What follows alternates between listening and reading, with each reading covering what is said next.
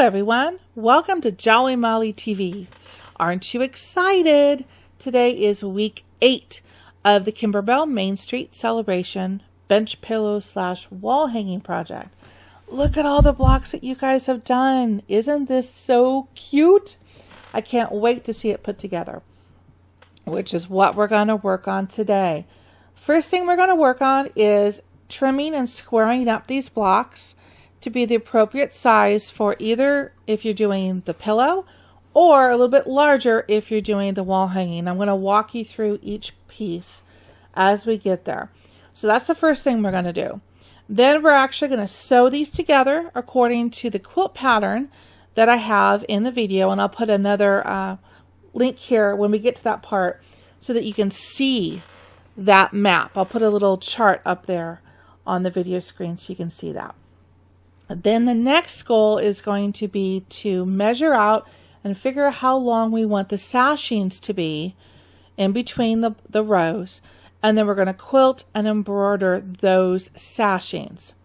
That's today's goal. There will be one more video next week where we're going to be focusing on quilting the borders, doing all the accessories, the little mini quilt, the flag, the buttons, sewing those on. We're going to deal with fairy lights and another little surprise I have in place for that if you don't want to deal with the fairy lights.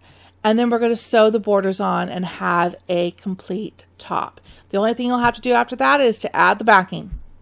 So we are getting there. So this week, again, we're going to trim up, sew the rows together, and work on the sashings. And the next week will be borders, accessories, and putting the rest of it together. Isn't it exciting? All right, well, let's just get started. Go grab your orange pop rulers if you have them, a regular quilting ruler, a cutting mat, and a rotating cutting mat if you happen to have one, and I'll meet you back here. Okay, let's get right into this. Okay, the first thing I'd like you to do is to take all of your blocks, and I need you to separate them into two piles. There's wider blocks and there's what I call thinner blocks. Okay, here's the thinner block. You just put them in two piles. So the wider in one and the thinner in this second pile so that we can cut these to the appropriate size. These are all wider, wider, wider. Here we go. That's a thin or a narrow one. There we go. So that's correct. We have a tree and two windmills, and then all these are the larger ones. So now that we have those in two piles, let's go ahead and take one, and I'm going to walk you through how to use the rulers. For those of you that are going to be doing the pillow project, if you look at page 14 of the Kimberbell instructions, you see where they describe how to use the orange pop rulers. There are two different sizes of the blocks, as I had you separate into piles earlier. You have what I call the thinner blocks, and then you have the wider blocks. This tree with the bike is what I call one of the thinner blocks, and it's going to be squared finished to 4.5 by 8.5. So these instructions are pretty good, but I'm going to refer you here to this video. It's by LeBeau Sewing Center, or LeBeau Sewing Center. It's called Using the Kimberbell Orange Pop Rulers. She does a really good job and walks you through in her 8-minute video on how to select which ruler and how to use the rulers to trim up your blocks to the size that you want for the pillow. Now, it's kind of hard for me to demo because I only have one set of blocks, and I'm going to be cutting mine a little bit larger for the wall hanging. So if you're doing the wall hanging, hang on, and we're going to trim those up to that size. So I can't really demo these. She does a really good job on actually trimming up the blocks for the pillow. So if you're doing a pillow, please refer to this video on how to use the rulers. And I think you're going to really understand from her. She does a really good job at this. So on back to the table, and I'm going to show you how to trim up for the size that we're doing for the wall hanging. Okay, so the cool thing about this, if you have the ability to get one, is the rotating mat. is going to make this really easy without having to actually move your block. This is an Olfa mat. I have a link in the description below. There's other companies that make them too. But if you have the ability to get a rotating mat, it's going to make your life a whole lot easier. Now, first thing I did with my orange pop rulers is I attached the little non-slip grips that come into the package. I went ahead and put them on the corners, and then I put them in the middle, and then the larger ones also have one on the bottom. That helps it really not move, which is what we want. Okay, so the next thing that I want to do is I want to trim up this fire station. The reason I'm starting with the fire stations, if you remember the boo-boo that I made back in the beginning of the video, is I accidentally cut my fabric to the size that Kimberbell had in the instructions for the regular block without the quilting. Then when I added the quilting on later, they had increased the size of the background fabric needed for that. So all of these other blocks are cut slightly smaller. If you remember, I had a problem with some of the tack down. It was just missing it. So we're going to deal with something special with these to make it work. But this one's actually the regular size that it should be. So we're going to start with this one just so I can demonstrate how to use these rulers. So I'm going to go ahead and put this down. And this is the cut size of 8.5 by 10.5, finish size of 8 by 10. So this one was done perfectly. And you can see, if you can see these tack down stitches that we have here, that's what we're using to line this up. Okay, so this ruler goes just around the outside of that stitch line right there. Okay, so if we cut this block to the size, we will cut it right literally along that stitch line, and then 1/4 inch of it's going to be sewn into the seam allowance. So that's going to be good. So then what we're going to do is we're going to make the other blocks work here in a second. I'll show you how to do this. But first thing I want to do is I want to trim this up. Now they recommend not just going right, if you're right-handed on the right side or left-handed on the left. They actually recommend holding this down, lining it up perfectly, and putting your rotary cutter on the left side and going this way. So that's what we're going to do. I'm triple checking that it's lined up where I want it to be. And I'm going to hold it down, and here we go. The cool thing about this ruler is it has little indents here that allow the blade to go in. So hold it steady, push down, and cut. And then you don't have to move the block if you have the rotating mat. Come along this side, do the same thing, put the blade in. Oops, I did a little boo-boo there. It'll be okay. I can square that up here in a second. And then cut straight down. And one more side.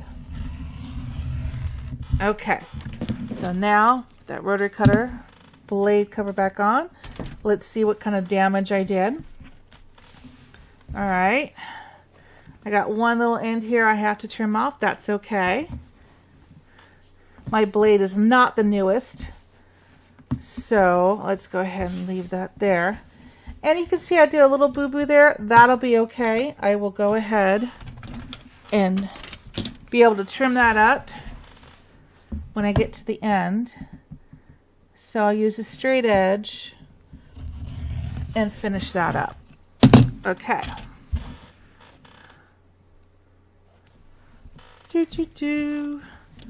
One more little guy to trim. All right. That's good. Okay, like I said, there's a little boo-boo there, but I'll be able to square this out because it's going to be a smidgen smaller once you see what we have to do with the other blocks anyway. So I'm not going to freak out about that, but that looks good. Okay, so now we're going to set that one aside. And now we're going to work on the other larger blocks that are not quite the correct size.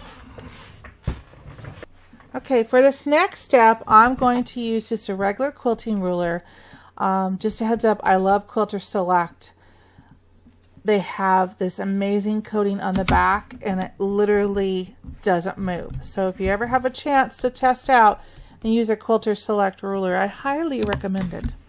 All right, what we're going to do with these blocks, because remember, these are the ones that were just a smidgen too small. But this is going to work. This is one of the beautiful things that I love about quilting and embroidery. Every project, I'm sure, that everyone has done, or almost everyone, has had some sort of boo-boo in it. That's kind of what makes it special. You not only have a boo-boo, but you make it work. That's one of the things I want to emphasize, that even though this is a little short, yours may be too, or yours may be like the fire station where they're easy peasy to cut and trim. Not a problem, because we're going to make this work. See, it's just a smidge small. Not a problem. Because what we're going to do with this wall hanging is we can make it whatever size we want to make it. It doesn't have to be a set size like the pillow does. And I want to have these as larger blocks because to me it'll be pretty. More of the quilting will show. And like I said, we're doing a specialized wall hanging, so it doesn't matter. Now, a lot of you may be saying, well, in the instructions, they want you to have like a 1/4 inch down here. The reason they want that is so that when you have the buildings and you sew this in, the buildings will line up to the bottom where the sashing hits. That does give a really cool look. It kind of shows that the buildings or the tree is right at the base of the sashing. But that also means there's no wiggle room.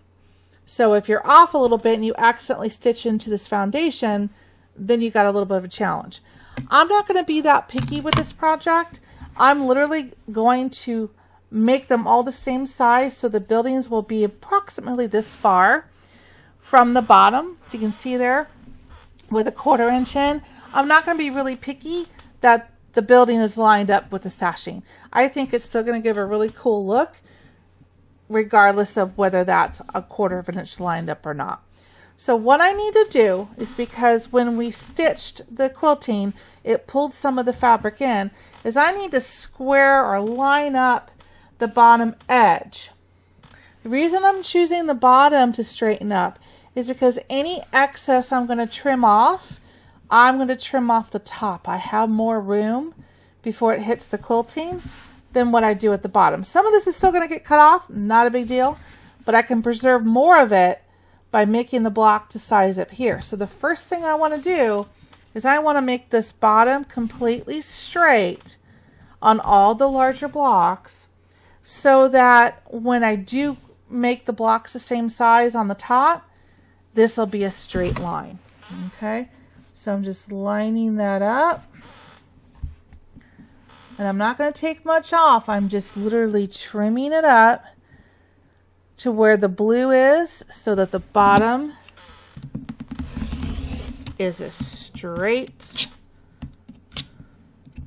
cut there. Make it nice and pretty. There, now the bottom is good. And I'm going to do that for each of the larger blocks. This one, the fire station, I don't think we need to do. Nope, because we just did that. But that can now go in the bottom of that pile. All right. So let's do each of the larger blocks the same thing. Line up the top. And I'm just trimming and making the bottom straight.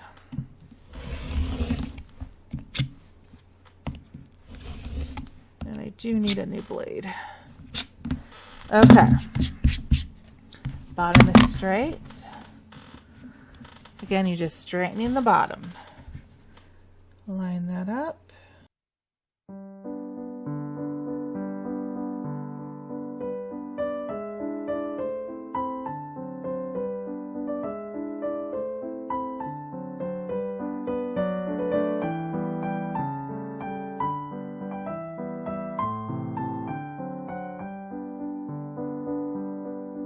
Okay, now we got those done. So now I'm looking at these blocks, and they're safely 10 1/4 on that one. Okay, a little bit bigger than 10 1/4. I'm measuring each one to see what size I'm going to end up making these blocks. Just over 10 1/4. Just over 10 1/4. All right, so that's where we're going to do it. We're going to make these blocks 10 1/4 inches tall. 10 1/4. Okay? So now what I'm going to do is, now that I've made the bottom nice and straight over here, now I can make this and cut this to a 10 1/4 inch block on the top. See, and it's going to cut it up nice and square. This is how you do it if you don't have the orange pop rulers, because they're not going to be this special size as well. But this is how we do it with regular rulers. Okay, so that's going to trim up. So 10 1/4 inches tall is the cut size. Okay, so let's continue and do all these. The top, 10 1/4.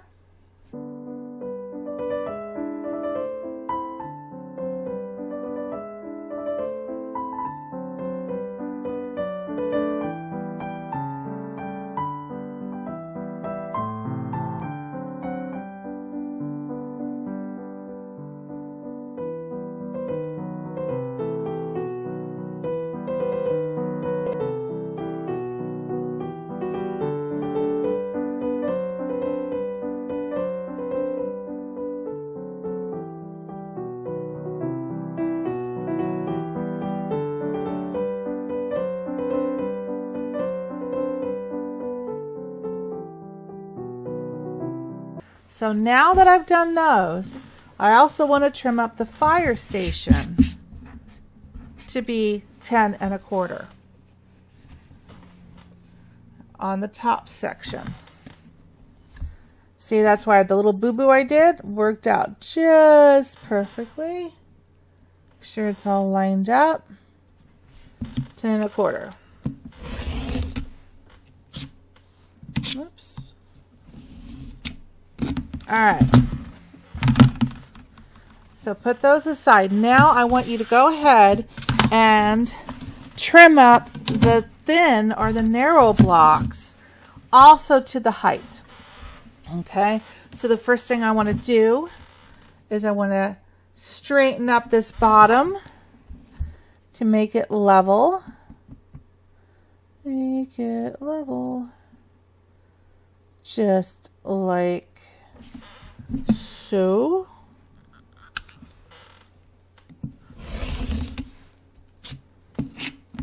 Okay, so that's the thin one.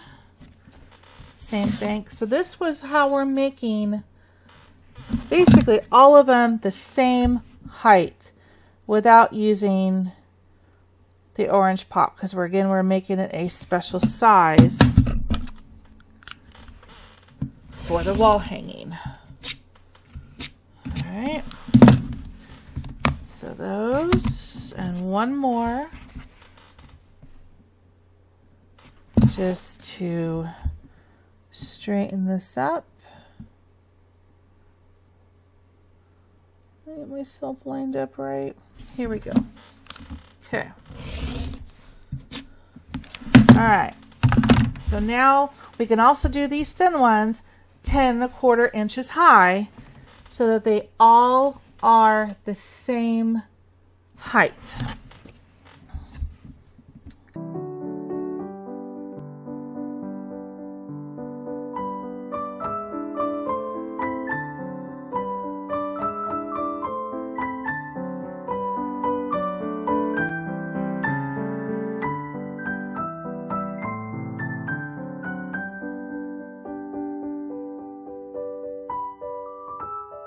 And close that up. So put those aside. So now we have all the blocks 10 1/4 inches high. How about that? Okay, so now that we've got them 10 1/4 inches tall, we need to see how wide we can make these. Now I still need to straighten up the edges. So it's going to be under 8 1/2, probably 8 3/8. Be a little bit more than 8 1/4 is my guesstimate. But what I'm going to do first is I'm just going to straighten these up, make them nice and neat on the edges so that I can, let's put this up a little bit so I can see the mark, so I can get a correct size on these. So let's trim them all up on the edge and just make them nice and neat.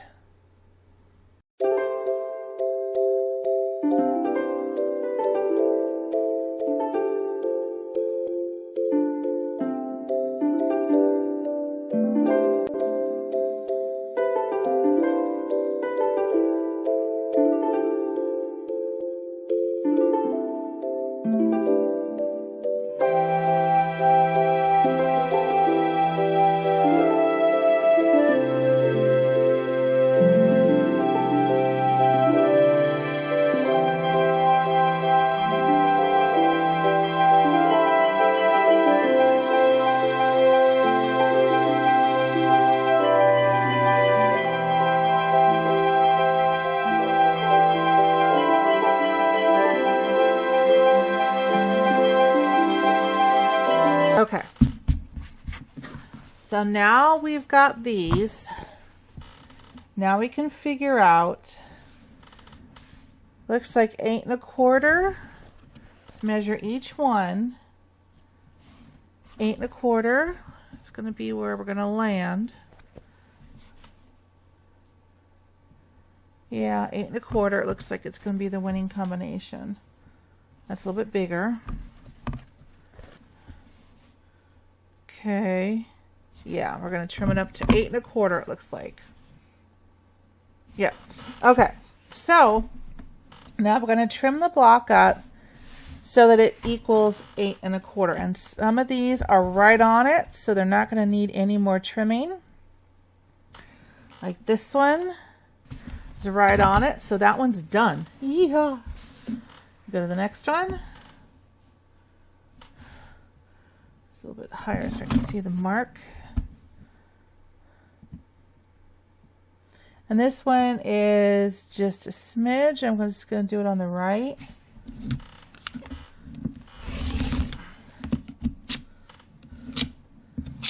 Just like that. That one's done. Okay, this one's a little bit bigger. This one's 8 1/2. So I'm going to take a little bit off each side to balance it out. So we've got, that's where I want to be. So I'm going to just take approximately half of that off of this side. Then I can level it up like so. There we go. Line that up, and then we get just a smidge off this side. Appropriately balanced. Fire station is done. Okay.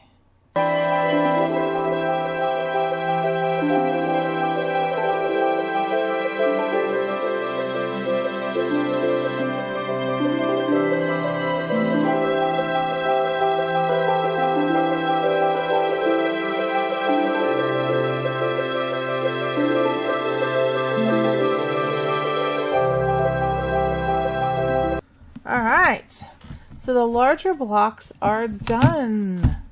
Look at all that. Okay, now we're going to do the same thing in theory to the small ones. But now we got to figure out how wide we can make these.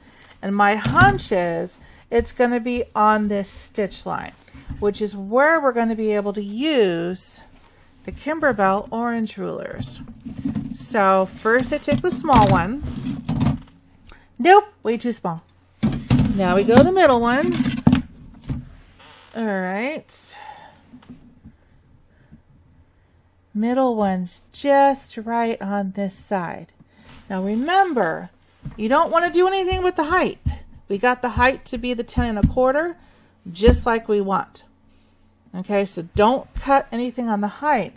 We're looking at cutting here, which is going to affect the width of this block. Okay, so this ruler will work for this positioning. So let's clear out the way here so that we can use the spinning mats to do these. Spin, spin. All right. So the first thing I'm going to do is line this up. And they do recommend a little tip, which we're going to use, is to put the larger one on the outside just to give you a little more gripping space, a little bit more leverage. So again, I am looking at trimming on these two, this side here and this side here. Do not cut here. Do not cut here. You want to just trim on these two sides. So I'm going to spin it around a little bit. I'm leveled up. And again, where am I going? I'm going right here on this side. Going right here. Okay. Rotary cutter in. Ready? Okay. Don't move it. Spin it around. Keep spinning. Keep spinning. Don't touch that one. You want to touch this one right here on this side. Okay. Cut her down. And there we go. All right. So now let's spin this back around. So now we can take this up. And mind you, yes, the mouth was not correct because these blocks are bigger. It's like a little handle. So now we're going to trim up the pieces, and we can use a straight edge of the Kimberbell, or just use your regular ruler, and we're going to line that up to where it made the cut. All right, like so. And we're going to finish that cut and finish that cut. All right. And the same thing over here. Line it up to where it cut. All right. Cut that. Cut that. Cool. So, now what if you didn't have the orange pop rulers? Okay. How would we cut this? Okay. Same type of thing. You've got these edges, these stitch lines here. Got these stitch lines. So what I would do is line that up and see it's going to land at 6 1/2. So I would take this, line that stitch line up right with the edge over here, and then go in for 6 1/2. Which actually puts you just on the outside of that stitch line. 6 1/2. Oops. And up we go. All right. Then you turn that around.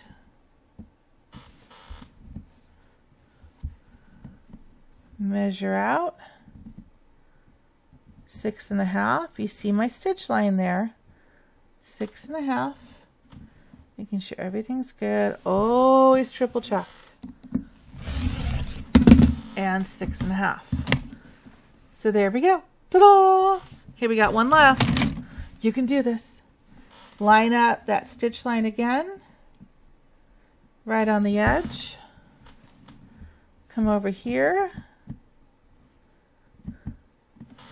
Triple check that we are lined up.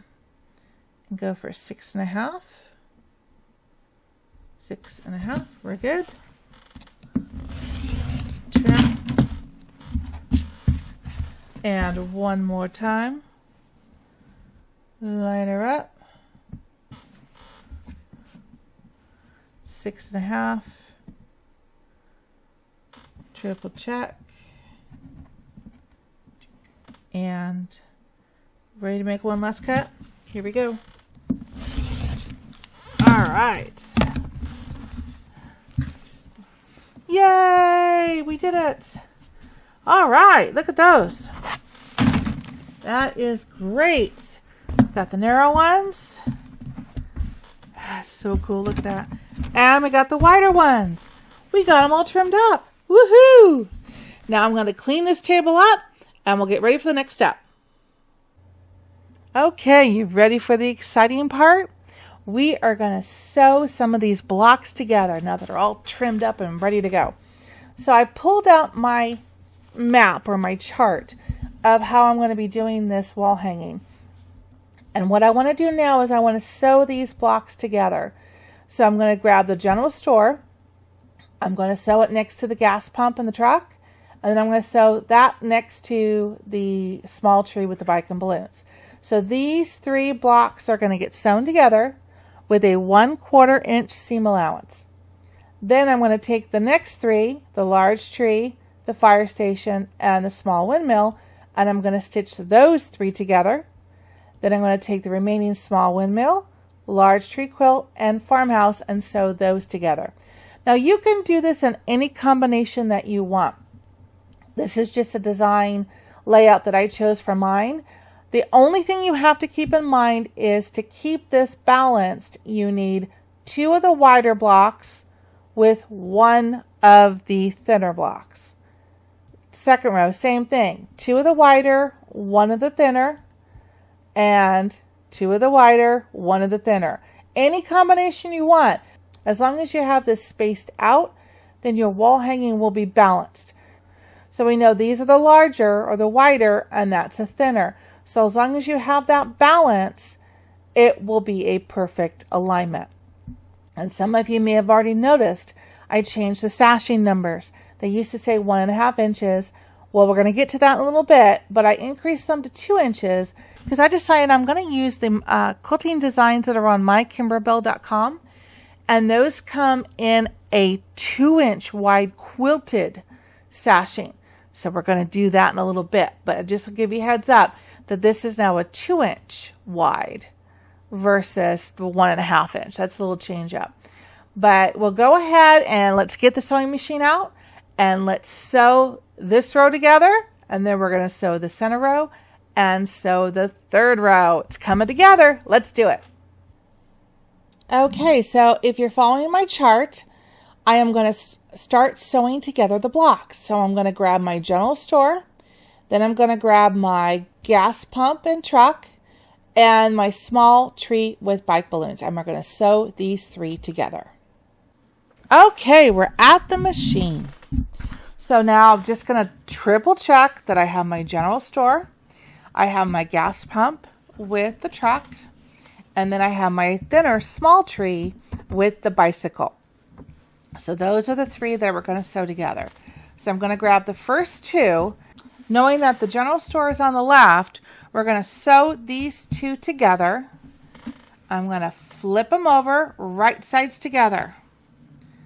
And then all I'm going to do is I'm going to line them up and then use these wonderful Clover Clips. I highly recommend these over pens. If you don't have Clover Clips or never tried Clover Clips, they are a game changer. They literally are pain-free. I never have to worry about poking myself with a pen. And they're easy on and easy off. And they hold everything in place. Isn't that amazing? Okay, so now let's switch to the machine so you can see the foot I'm using that's going to make this easy to sew together. So this is the foot that I'm going to use that's going to make this job a lot easier. This is called a 1/4 inch foot. So if you have one in your collection, I highly recommend you get this out. If not, this is something that you will definitely want to get in your future if you're going to be doing a lot of these projects or even quilting, because it automatically has a little metal edge there that defines it as a 1/4 inch. So all you have to do when you're sewing is put the fabric up against that ledge and you automatically get a 1/4 inch foot. This is what I call one of the main essential tools of the trade. I will also put a link in my description just in case you need to get one. I actually dug up my package. This is the brand that I use for my singers, but you need to get one that will work for your specific machine. But they make them out there for all types of machines. 1/4 inch quilting foot with the guide. But I will give you the link on this one just to give you a starting ground. And if you have a singer, that will definitely work for you as well. So all I got to do is pop this on. My arm in the way there. I'm going to pop this on. And we are ready to go. Now what I've done is I have white thread in the bobbin. And I put a blue thread that matches the background fabric in the top. Because what I want to do is, just in case this ever were to get pulled or separated, I want the thread to match so you're not going to see it. I put a thread to match this fabric into the top. And we're ready to sew. So I hope you can see here. Move the camera a little bit. Hope everybody can see. Well, all I'm going to do, that's a little bit better, is put the fabric right in there up against that guide. I'm going to start it, and then I go back stitch a couple times. That locks it in place. Take the first clip away, and we just start sewing. As long as the fabric stays up against that guide, you get your 1/4 inch seam allowance. Isn't that fun? You don't have to worry about marking the table on your machine or anything. And then when I get to the end, I back stitch, which locks it into place. Put the foot up, trim, and then we take it apart. And then we put it down here. Look! We sewed it together. You just did your first 2 blocks. Yay! Okay, so now we're going to do the same thing for the smaller block here, the thinner block. I want to put it on this side. Can you see there? There we go. I want to put it on this side of the truck. So I lay it into position and then I flip it over. I do that because that way I make sure I get my directions correct. And I'm not putting the block upside down or on the wrong side, which, believe me, I've done before. So as long as I just lay it out visually like I want it to be, then I flip it over right sides together, then I'm in position. So I'm just, whoops, there goes the clover clip. I am just putting this here to secure it. And I like to do one more, so let's get one more clover clip. I swear these are the best things since sliced bread. No pain, no poking, no blood on your projects. It's great. Okay, again, put it right in. Foot down. Take a couple stitches, go backwards, lock it in place. Make sure you keep the fabric up against that 1/4 inch guide on that foot, and you just sew.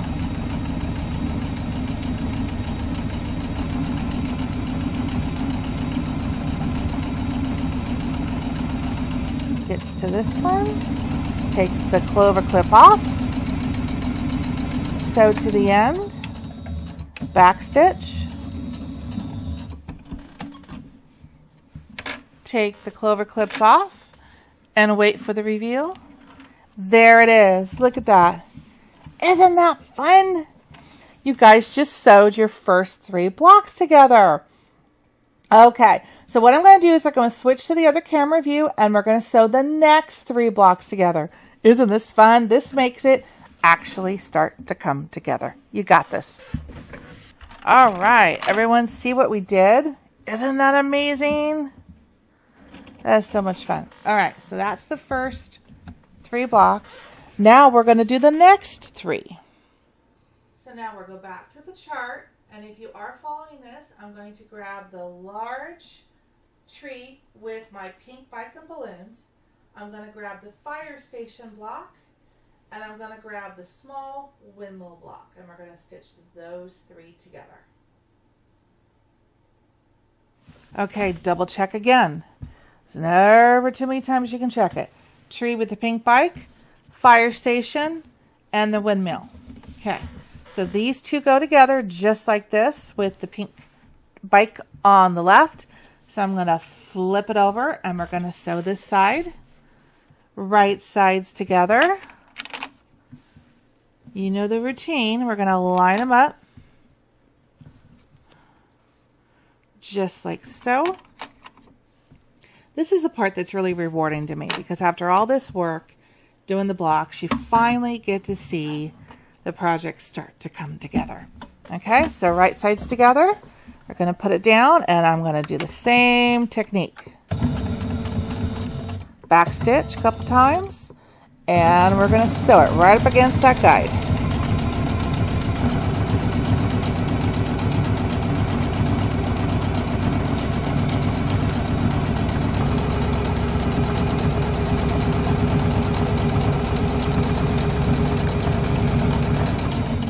And back stitch.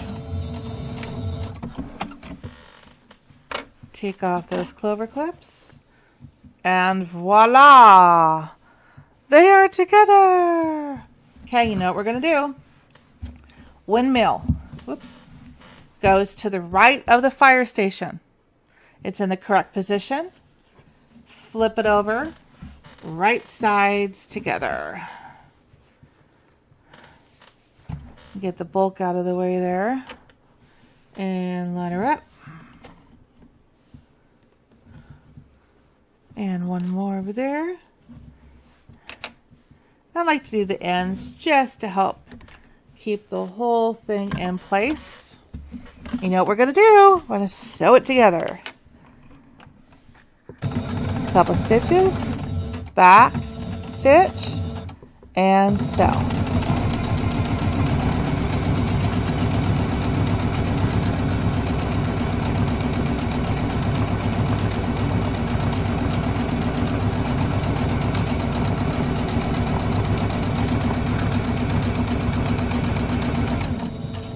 And what do?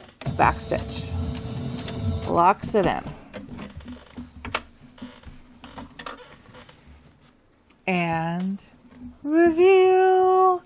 The magic reveal. Look. Yay. It's starting to look so cool.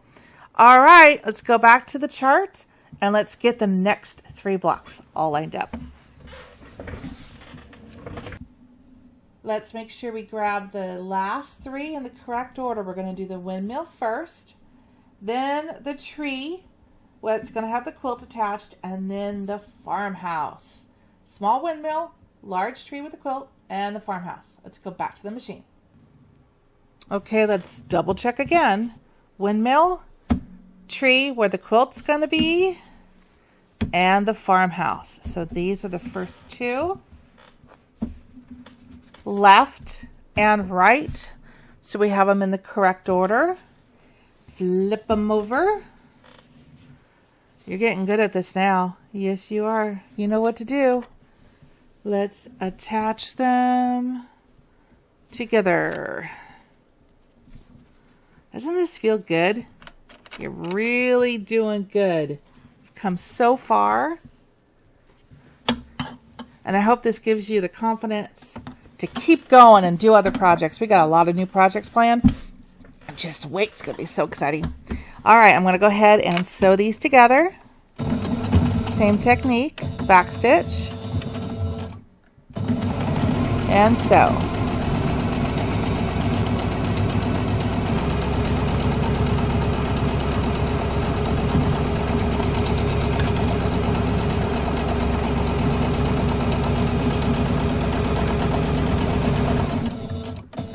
Back stitch,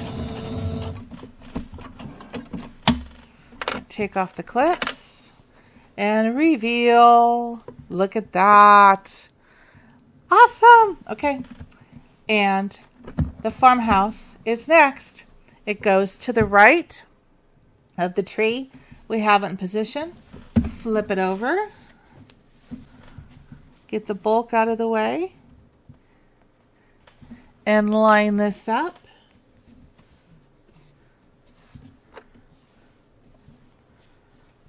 This is the last block to sew together. You got this. Okay, ready? Let's do it. Last one. Back stitch. And away we go.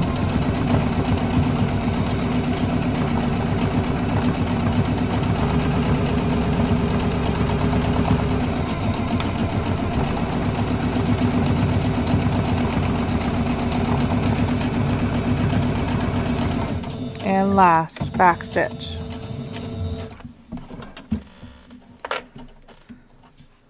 And I've got to trim that one again. If it doesn't trim, we do that. You did it! Yay! Isn't that cute? I just love it.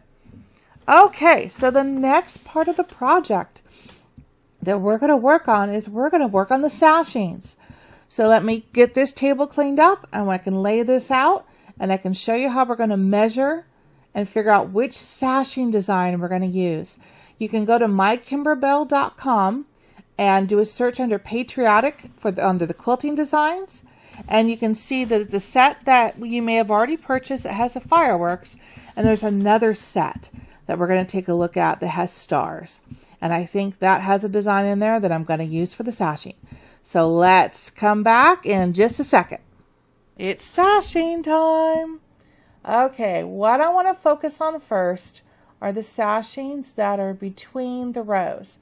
So this row here, sashing row between 1 and 2, and then this row is sashing between the second row and the third row of the blocks.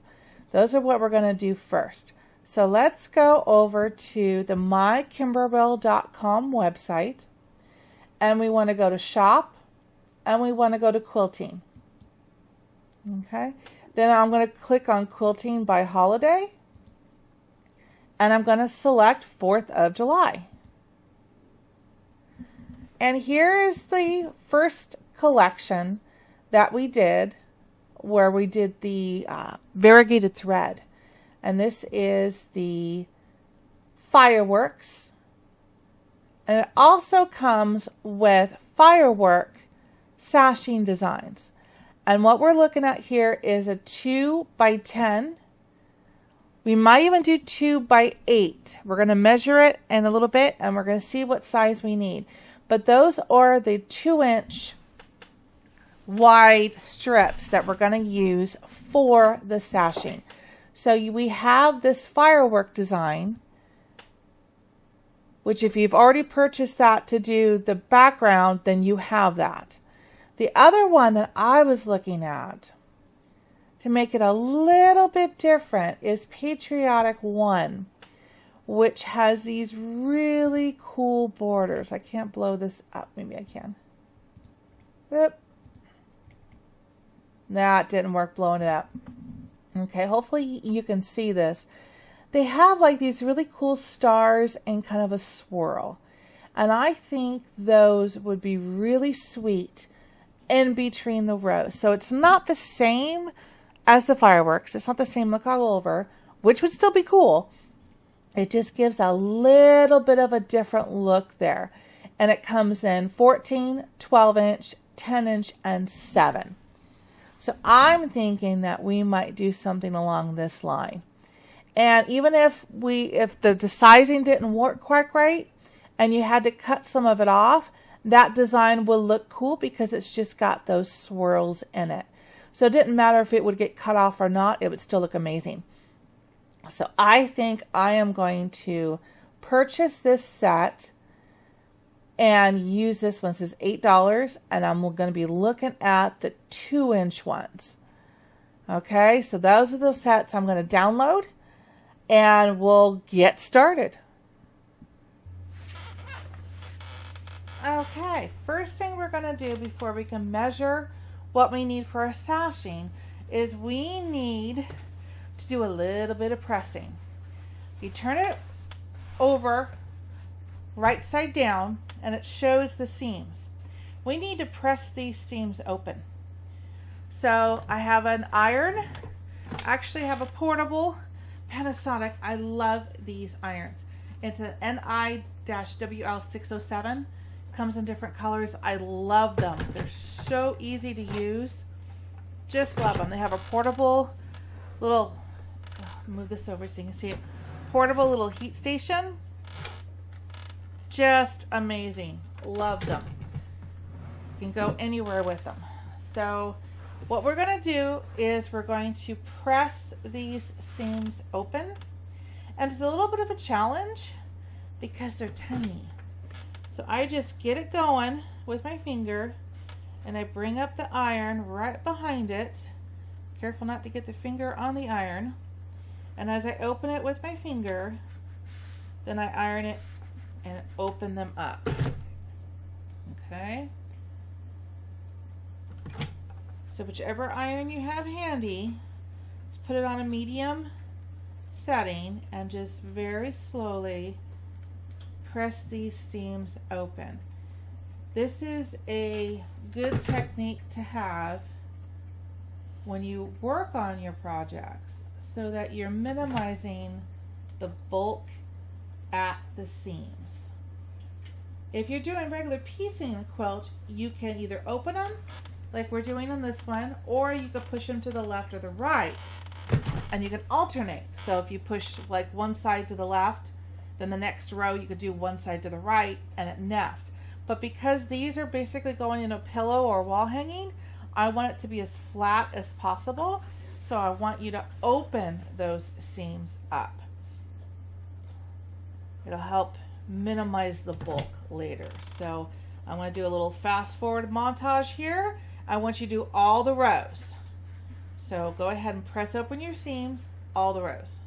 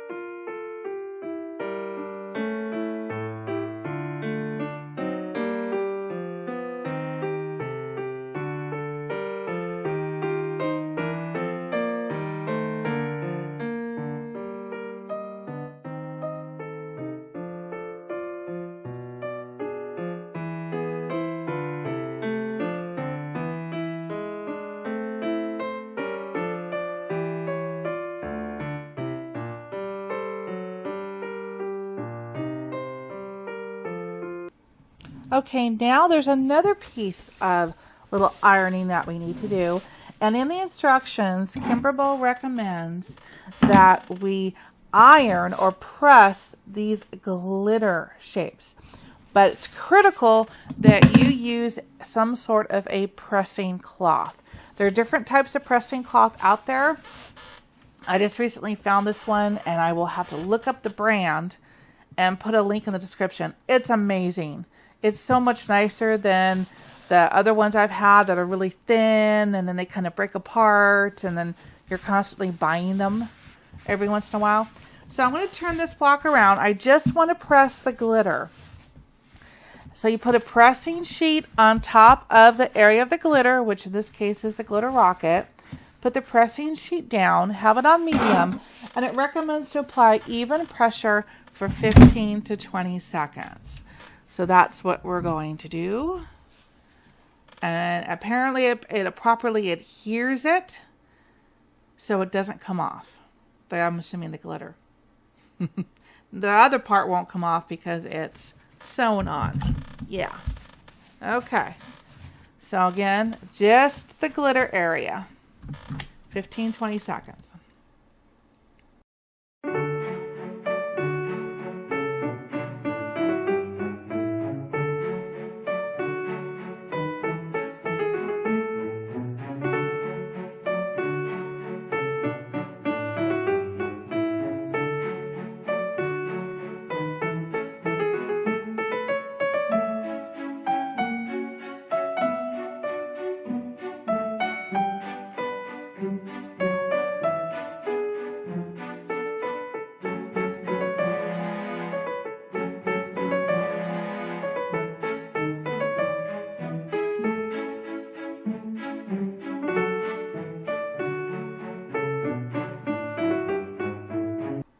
And the pressing's done.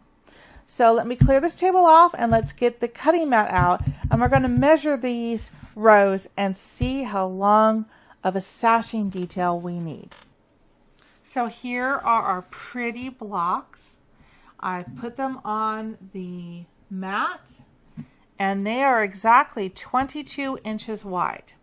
All three of them. So that worked really nicely. So 22 inches wide. So our sashing, we also need to be 22 inches wide. That, again, the seam allowance will come into that when these are all sewn together.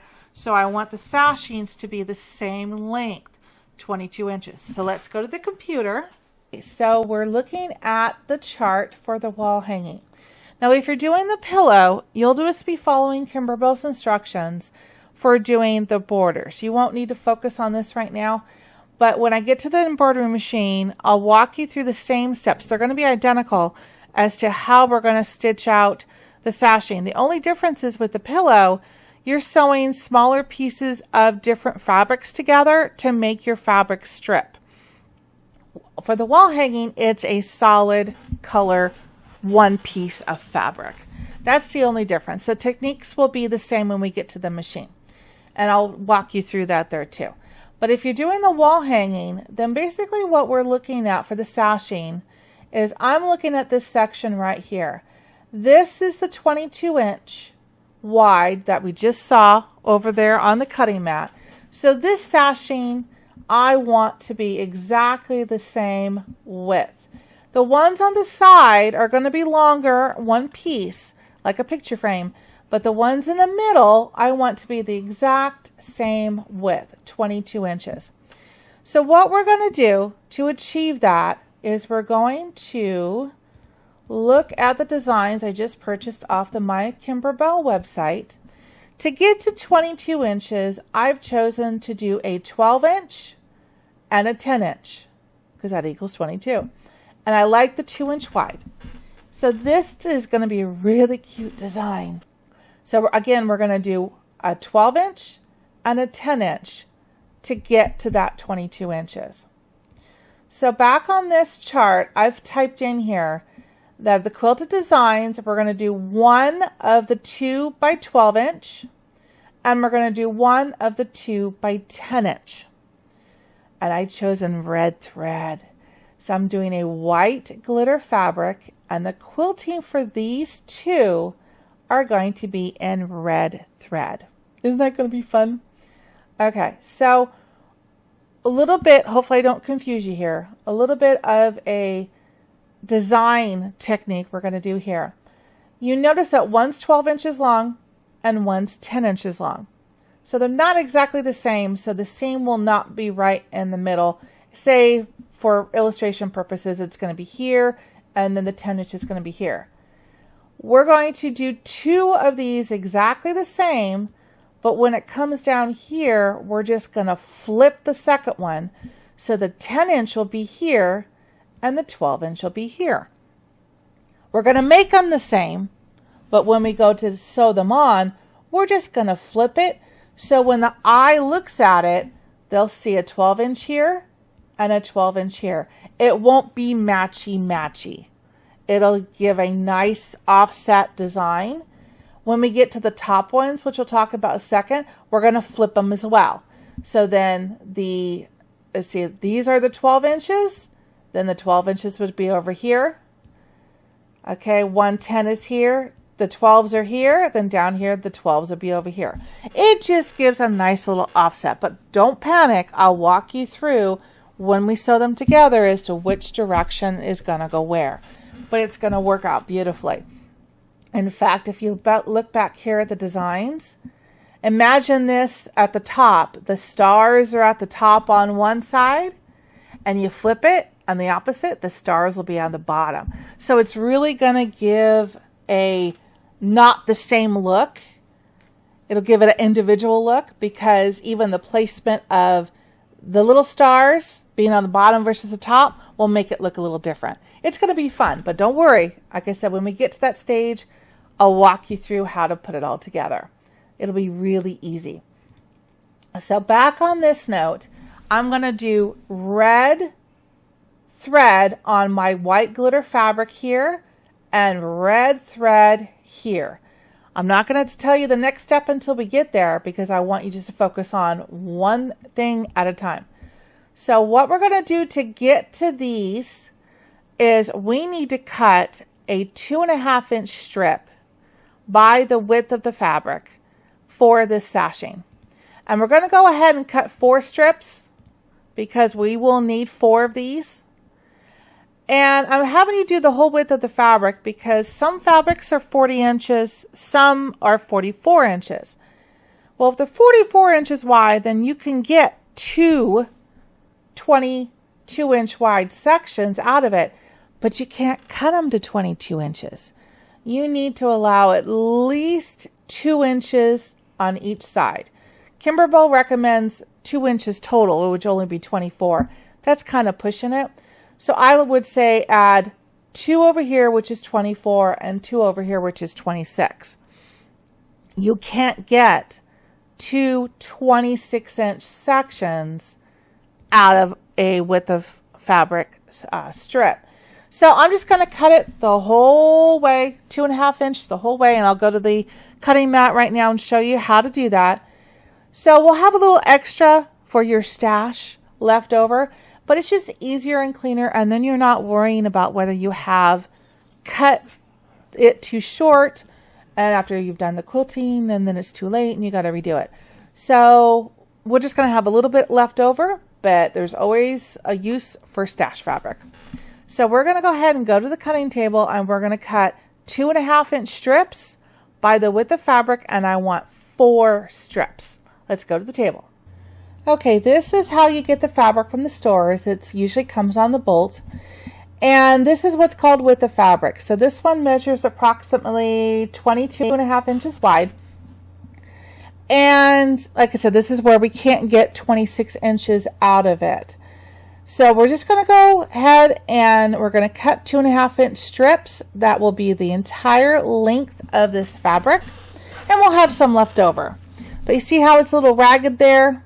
So I'm going to go ahead and trim this up, and then we'll cut the 2.5 inch strips off the fabric.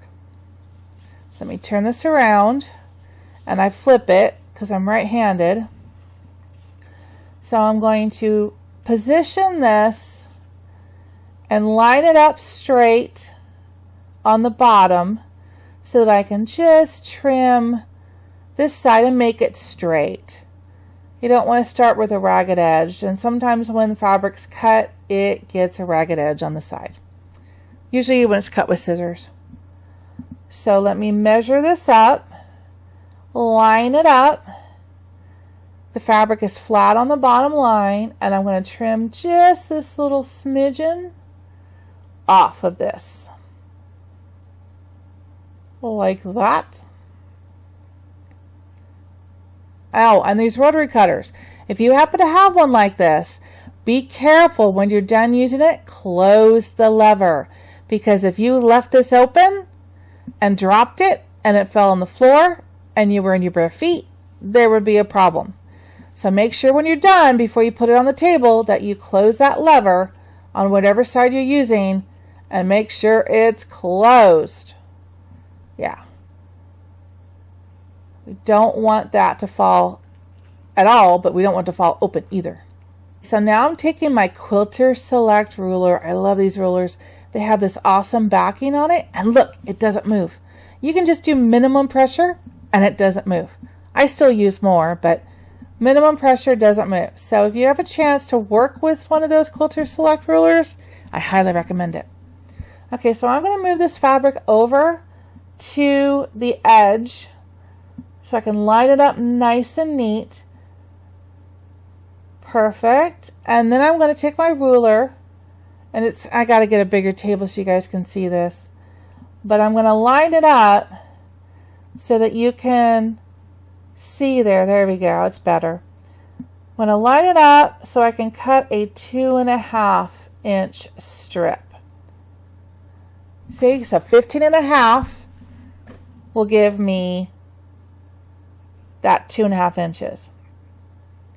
Okay, so make sure it's level, everything looks good, double, triple check. See what that's the line I'm going to use to line it up with the inch mark up on top. There we go. And once in a while it doesn't cut all the way. I'm kind of cutting on the edge of a table here. I need a bigger table. So once in a while it doesn't cut quite clearly. Oops. I didn't close it all the way either. Okay, let's finish that up. Once in a while it doesn't cut through, but now we've got a nice 2.5 inch strip by the width of the fabric. You guys got this, okay? So now I'm going to move it into the next position, and I'm going to continue cutting the 2.5 inch strips.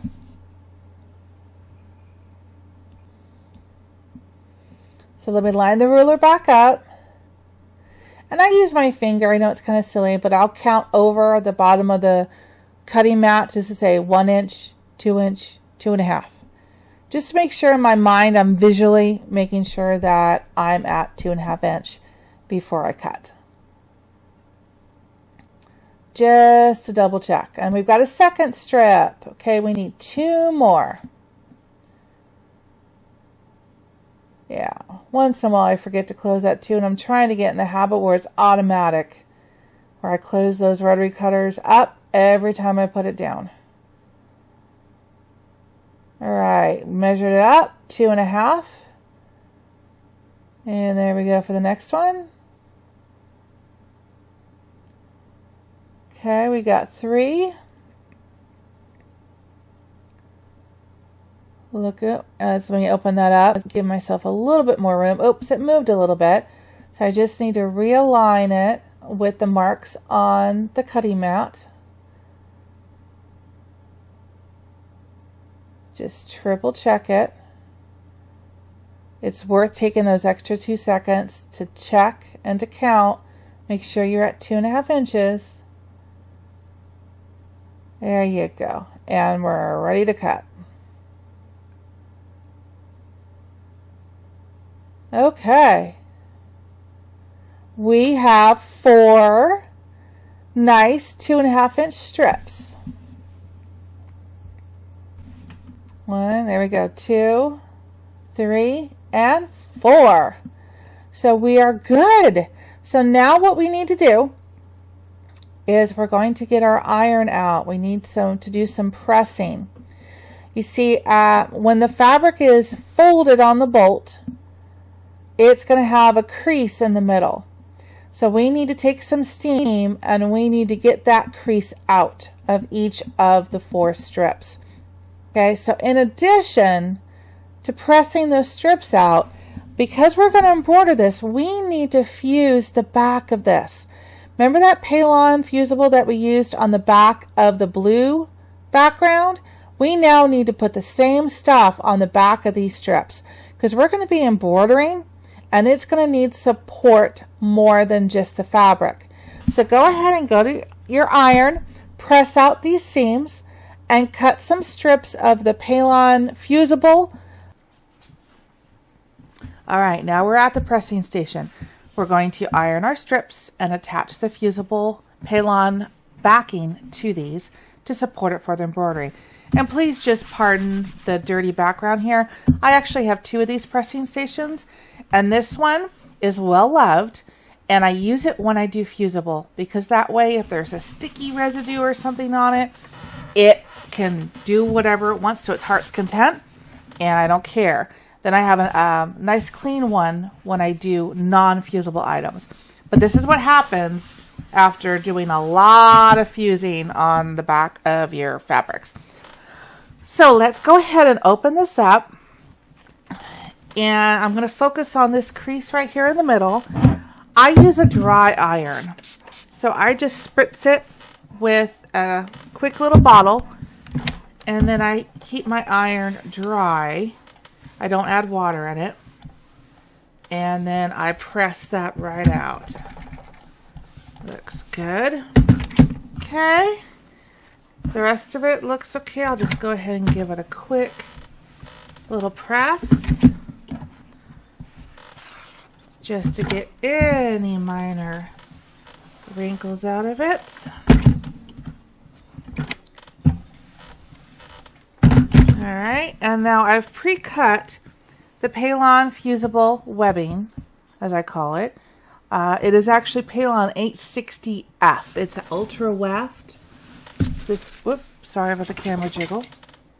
It's this stuff right here, Paylon 860 Ultra Weft Specialty Apparel Fusible. It works wonderful when you fuse it to the back of your fabric. It supports it for embroidery. Just remember, there's a side with little nubbies and a soft side. You want the nubs facing down, soft side facing up. Then you want to use a pressing sheet so you don't get any of the sticky stuff if you accidentally happen to do it backwards on your iron. But always make sure you have that soft side facing up. And then I'll hold it down for about 15 seconds. And then I'll move it to the next spot. Excuse me. And then I'll move it to the next spot.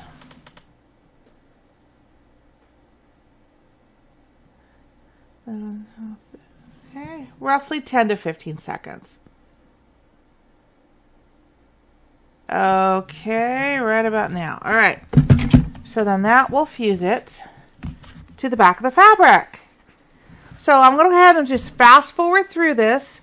I'm going to press out my strips and fuse the Paylon to the back of it. And let's go.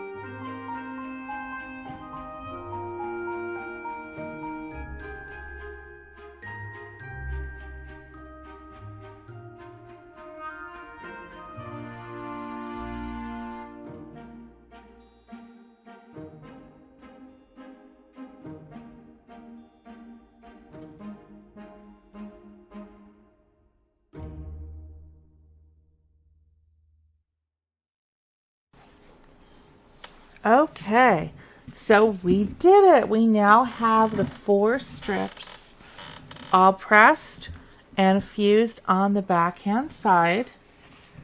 And if you notice, I did not go all the way down to the end because I'm not going to need that. This strip is 44 inches long, and I'm only going to need 26. so I don't need to go all the way to the end. So the Palon was able to come in 20-inch strips. So I used 2 of those strips going across, and that is more than plenty for what we're going to need. Okay, so this step is done. So the next step is to grab some batting, and we're going to cut that into strips. Okay, this is the Kimberbell instructions that come with the Borders Patriotic One if you purchase it on the mykimberbell.com website. So these are the ones that we're looking at doing on the sashings. And we previously discussed that it's 22 inches long. So I'm going to incorporate one of these, which is the 2x12, and one of these, which is the 2x10. So each sashing is going to have one of these and one of those in it. That will equal the 22. So if I scroll down here, ooh, these are pretty. I think we might use those for the borders. Ooh, but that's another video. All right. So if you go down here to the next page, it's talking about the fabric size, which we already cut the 2.5-inch strips. Remember, we did them with the fabric. But now we need to cut the batting before we can go to the machine and start stitching. So the sizes I'm looking at right now, let me get these highlighted. Here we go. We're going to be doing the 10-inch and the 12-inch, which for all we're focusing on right now is the batting. We need to cut batting in pieces that are 2.5 inches wide by 13 inches long. And you're going to need 4 of those. Okay, 4. So 2.5 by 13, I need you to cut 4 pieces that are that size. Then we're going to need 2.5 inch by 11 inch in batting. We're also going to need 4 of those. So 4 in this size, 13 inch, and 4 in that size, 11 inch. So for the batting for this, you can use any type of batting except for the real thick poly stuff. Hopefully you can use the same that you've been using for the rest of the project. You can use warm and natural. Or I'm going to go over to the table and I'm going to show you another option that you can do that's already pre-cut into 2.5 inch wide strips. But either way, whichever batting you're using, just make sure that you have cut 2.5 inch by 13 inches long. You need 4 of those, and 2.5 by 11 inches, you need 4 of those.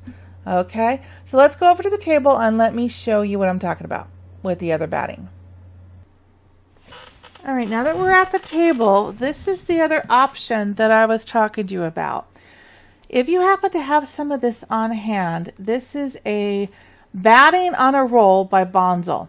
It's became kind of famous when the design came out for the jelly roll rug, which I would love to do one day, which is one of the reasons why I bought a couple of these.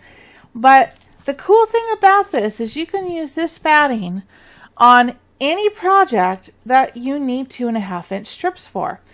It's got 25 yards of it. Isn't that cool? It's already pre-cut. So I'm going to go ahead and use that for these sashings because I don't have to cut widthwise. All I have to do is cut the length. But it's made in the USA. If you need to find it, most quilt stores have it. But I also have a link which I'll put down below in the description for Amazon. If you need to purchase it, you can get it from them. And it's also an awesome way of supporting this channel because I've applied to be a member of the affiliate program. And that means if you happen to use my link to make a purchase, then I will earn a small commission. And that is deeply appreciated. So I'll put that link down there as well. So we're going to go ahead and we're going to open this. And pardon the crinkle here for a minute. And we're going to just cut these strips into the length that we need, which was 13 inches and 11 inches. Now, if you don't have access to these or want to use what you have at home, that's awesome. Just make sure, like I said, you cut the strips into the sizes I showed on the chart, which is 2.5 inches by 13, 4 of them, and 2.5 inches by 11, 4 of them. So as I struggle to open this here, there we go.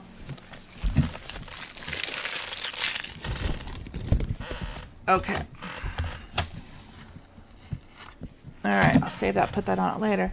So now, see, that's really, it comes off real easy.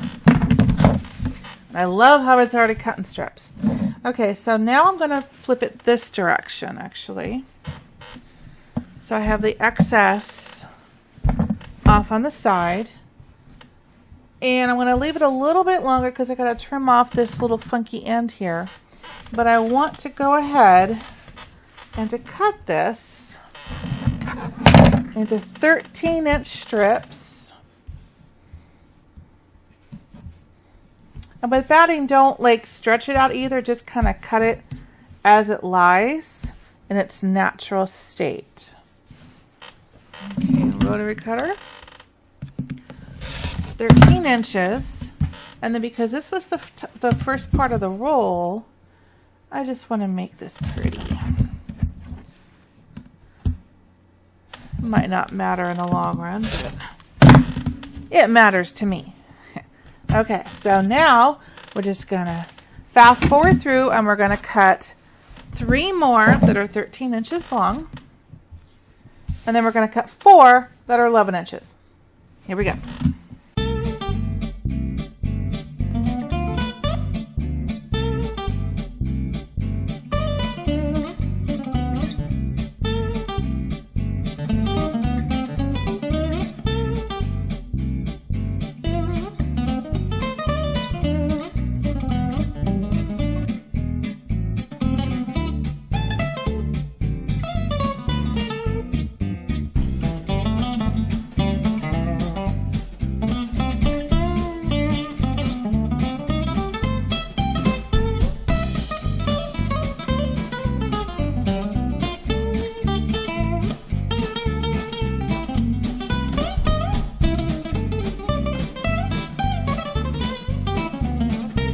So now we have 4 pieces that are 11 inches long by 2.5 inches and 4 pieces that are 13 inches long by 2.5 inches. So we are ready to go to the machine.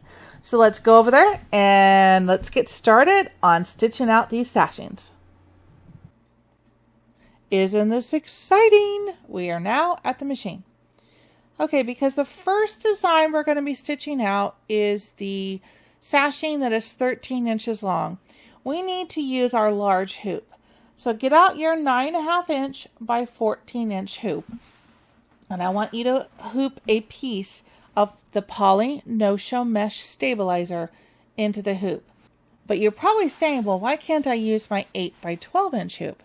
You might be able to do that, but my concern is that it's a 12-inch long design and the hoop may not allow it for your machine because it may say error message, put in a larger hoop, because you're right at that threshold. So if you have a 9.5 by 14 hoop, let's just go ahead and use it. That way we're safe. So if you don't have a hoop this large, instead of stitching out the designs that are 13 inches long, you need to select some of the smaller ones. So say, for example, you only have a 8 by 8 inch hoop. You could do 3 of the 2 by 7 designs. That'll give you 21 inches, and then you just have an extra 1/2 inch of plain fabric on each side. So you can still do it with a smaller hoop. Just make sure you choose a smaller design and do whatever combination will get you to approximately 22 inches long. All right. So if you do have a large hoop, I would recommend going ahead and using the 9.5 by 14 inch hoop and putting that piece of poly no-show mesh stabilizer in there. And as you can see, this is a pretty big piece of stabilizer. So on this end, I kind of scooted it over so there was only a little excess, and I left the remaining of the excess off on that side. So it'll just be a bigger piece that I can use probably later in a 4 by 4 inch hoop and not have waste, because you know me, I don't like to waste supplies. Okay, so now what we're going to do is go to the screen, and I'm going to show you how to load the designs. So now click Embroidery. Alright, and just FYI, this is a Brother Dream machine for reference in case you haven't seen some of my previous videos. So now we're going to go to the flash drive, and we're going to go to Main Street. And now I've added a new subfolder with the new sashing quilting designs, which I called it Quilting Patriotic 1. So I'm going to click on that. And now I'm looking for the 2-inch designs, which are up here toward the top. And for the first one, we're going to do the 2 by 12 inch. Click on that. All right.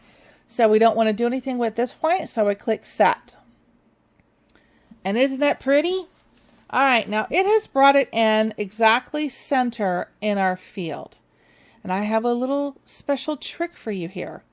We are going to be stitching out 4 of these pieces. So instead of doing 4 separate hoopings, I am now going to teach you how to add 1 more into this field. So we're going to stitch 2 at the same time. That will help, again, save on stabilizer. So what we're going to do is we need to move this guy over first to make room for the second one. So up at the top, you see Edit. So click on Edit, and then you click on Move. We don't need to touch the size or rotate or any of that. We just want to physically move it over. So then down here are these little arrows. We're going to click to the left. And there we go. Okay, let's go a little bit more. I think that's plenty. I don't want to come all the way over to the edge.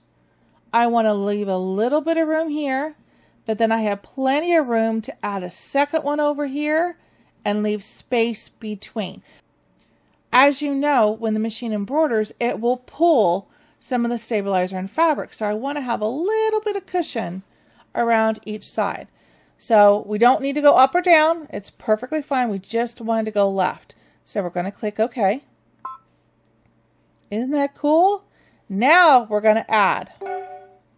We're going to go back to the flash drive. We're going to go back to Main Street. Back to the Quilting Patriotic 1 files. And we're going to look for that same design, 2 by 12, right here. Click on that. Looks good. Bring it in. Click Set. And you're like, oh, it put it right on top of the other one. Don't worry. Click Edit.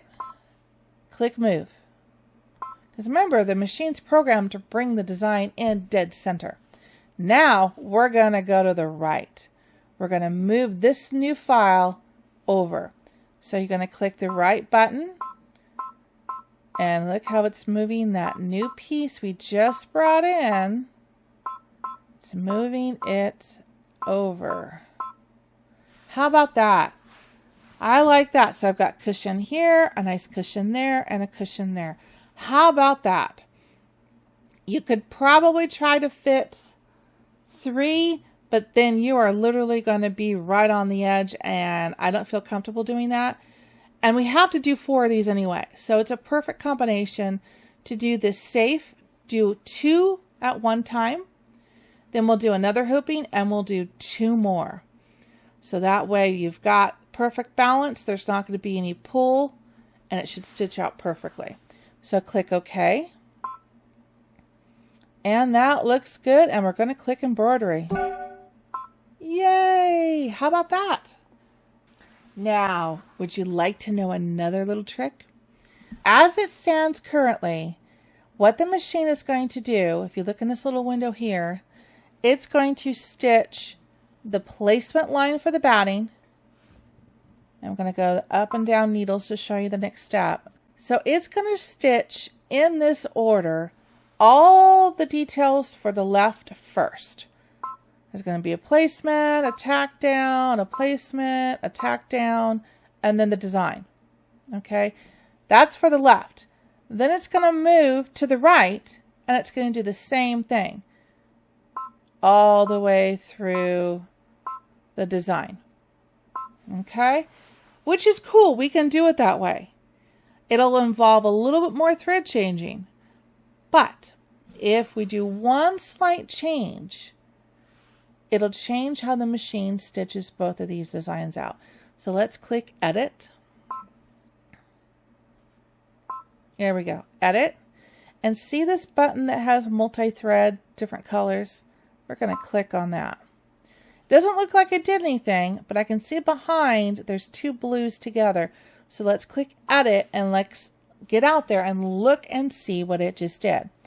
Let me go to needle up and down so you can see what it's going to do.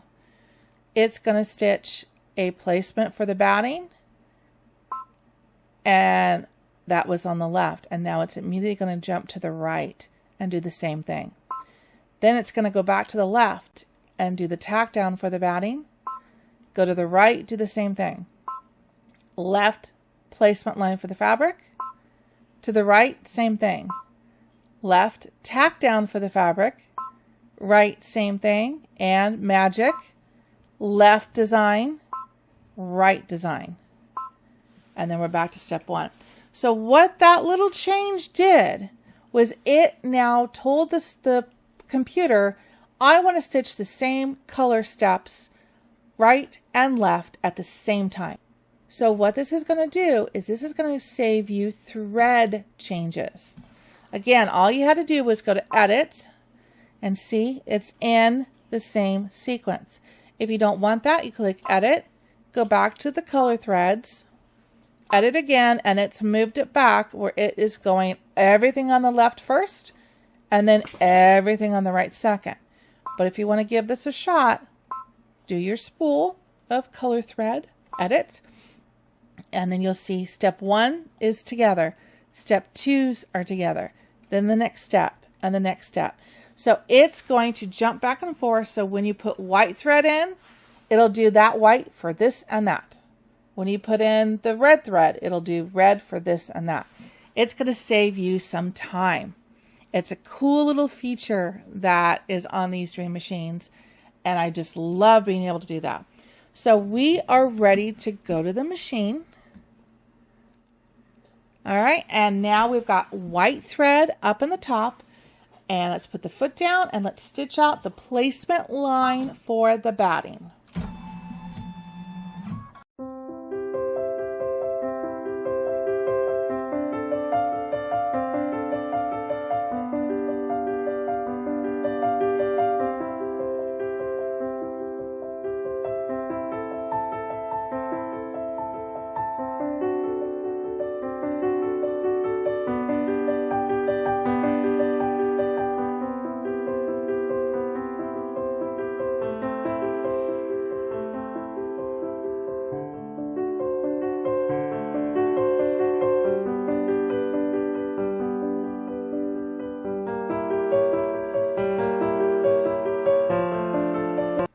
Isn't that amazing how it literally went and did the second one on the right automatically?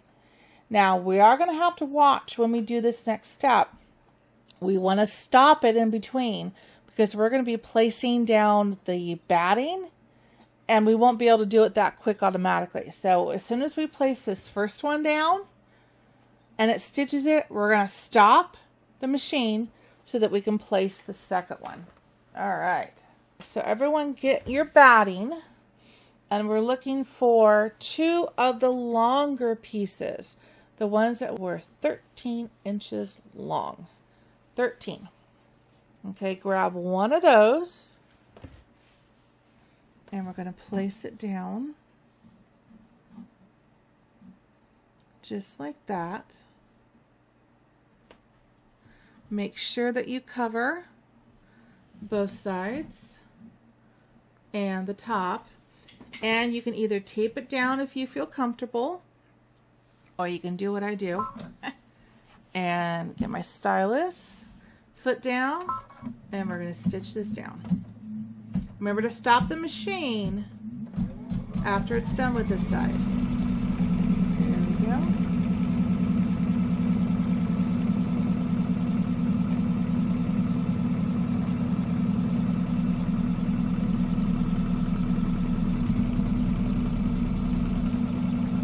stop it for a second. Make sure everything looks good on the other side.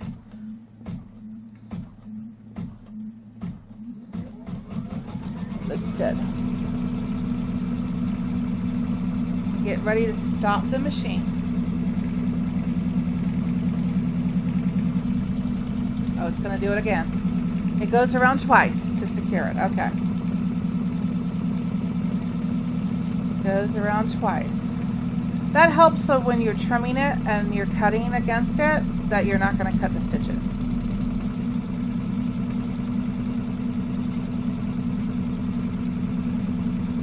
Okay, get ready to stop it.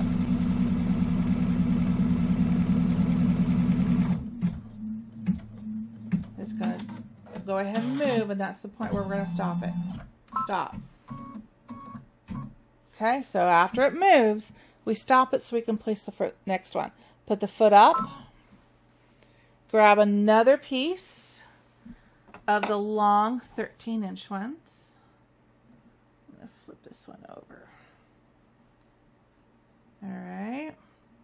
Make sure I'm covered on all angles.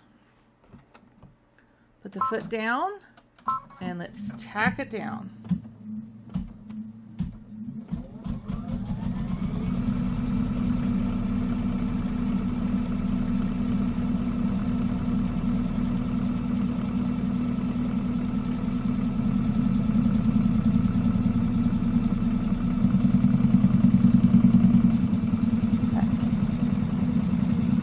And it'll go around twice as well.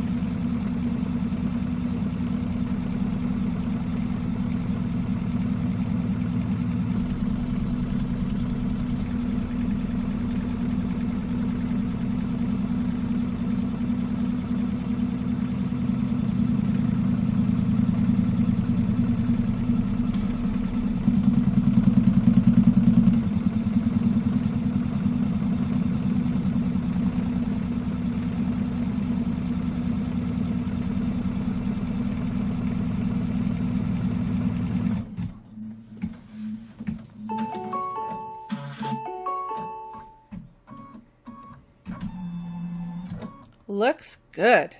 So let's take the hoop off the machine, take it over to the table, and now we're going to trim away all this excess batting.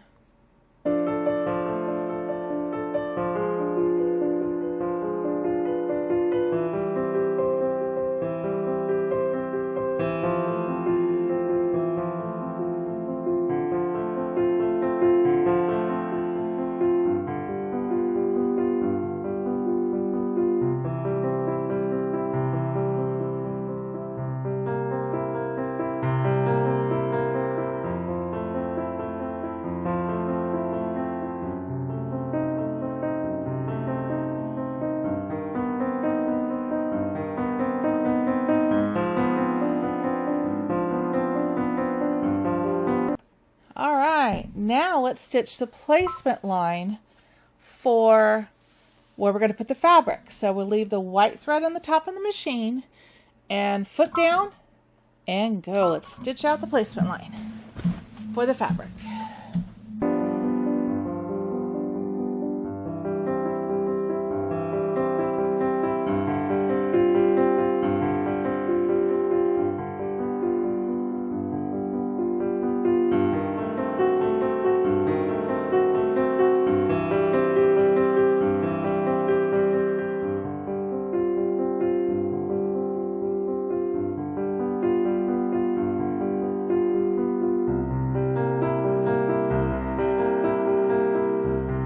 Don't you just love how it does one side and then automatically goes over to the other side? I love that little step.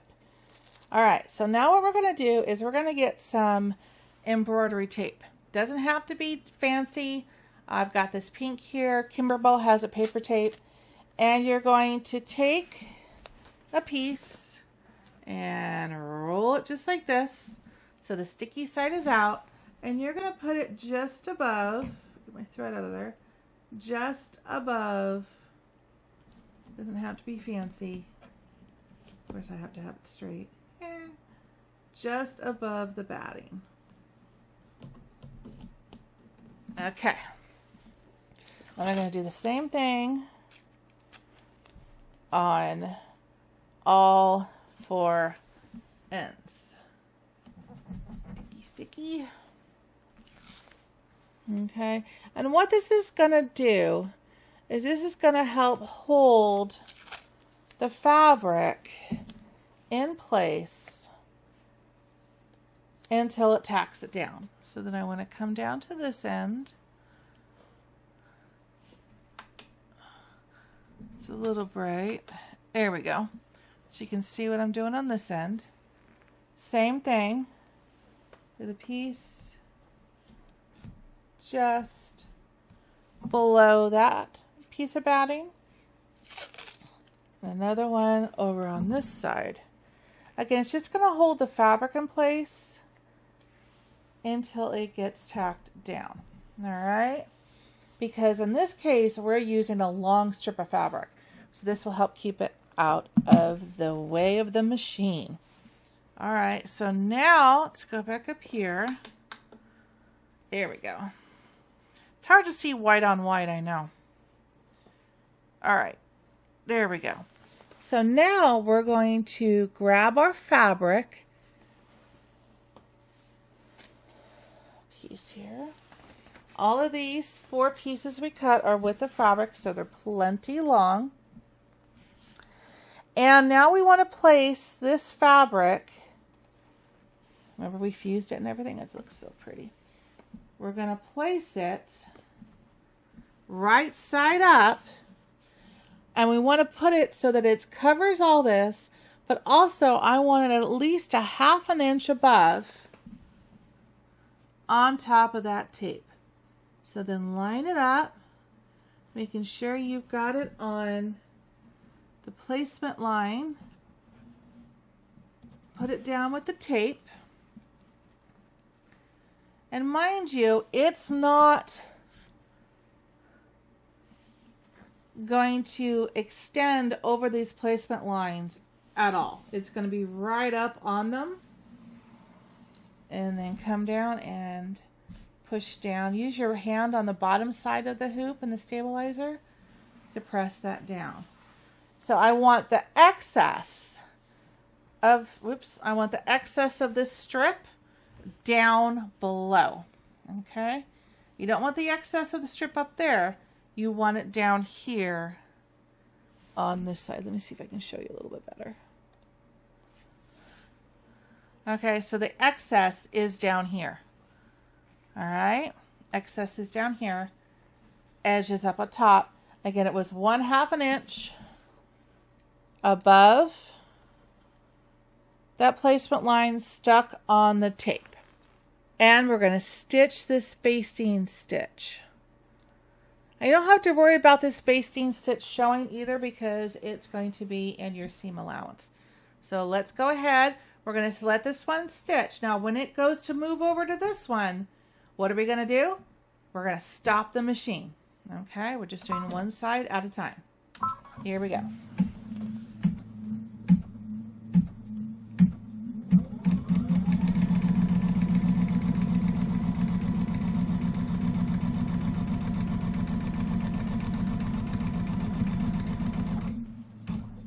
Okay, there's one side of that. It's going to jump over here. Okay.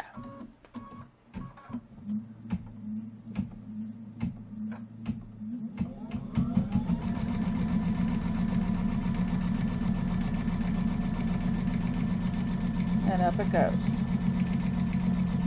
Oops. Okay, get ready to stop. Stop. Grab before it hits the tape. Foot up. There you go. See, it only tacks down right on the edge. Okay, so that's good. Okay, now grab your second piece of fabric. And without bumping into the camera too much, I'm going to lay that down. Again, a good 1/2 inch above. Stick it down with the tape. All right. Smooth it down. Make sure that you are lined up with those placement lines.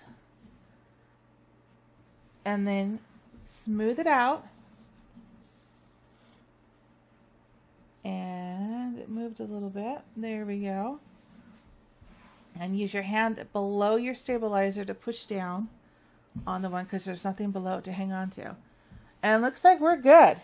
So now let's tack down this second piece, foot down, and go.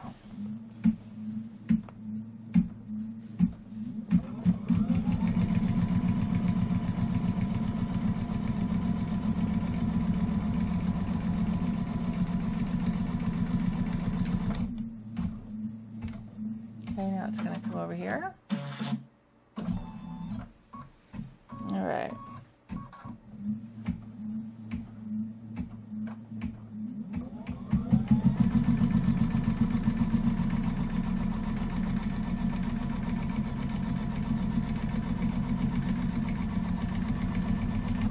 You did it.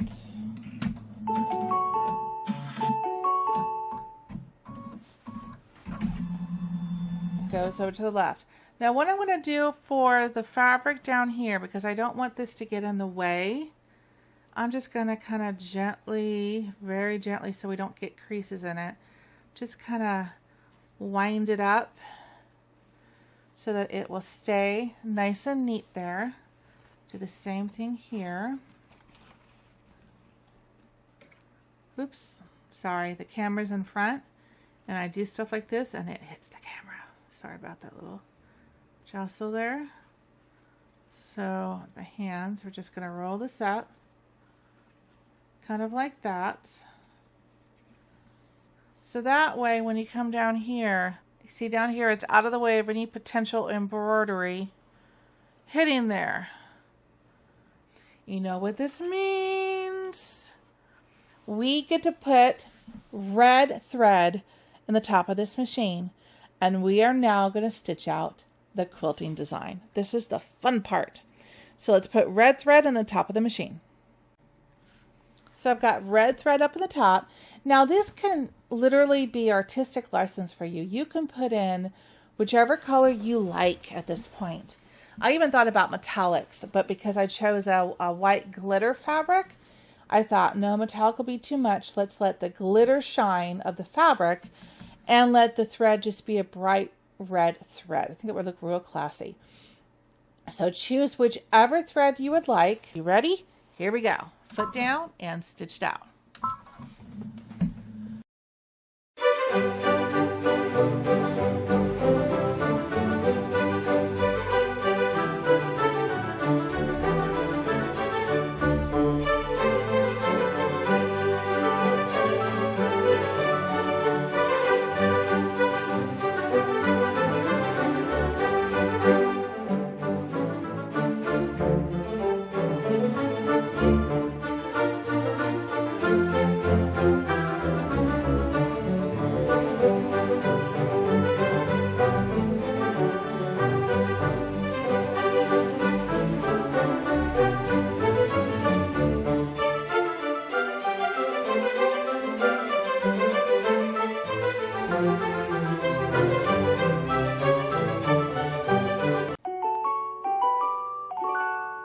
Yay! Isn't that pretty? I love the way that came out. Oh, the glitter really doesn't show on the camera, but it's pretty. Look at that. You did it. Yay! So now what we're going to do is we are going to stitch out the second set of these. We're going to do the exact same thing we just did. You don't need to switch anything on the machine. We're going to use the exact same setting. Let's go here. All you need to do is it says finished embroidering is click OK. It is already at step 1. Don't touch anything on the screen. We're going to repeat this again. This time we're going to do the same set and we're going to do it with the blue thread. I was saying I'm doing the red that's going to be in the body, in the middle of the wall hanging, and now I'm going to do the 2 strips for blue that's going to be at the top and the bottom of the blocks. So go ahead, take this hoop off the machine, unhoop it, set it aside, we'll trim it up later. Put another piece of poly no-show mesh into the same hoop, and we're going to load the machine, and we're going to do the same thing again that we just did. Okay, so I put white thread in the top of the machine, and we're going to repeat the exact same steps we just did. So here we go.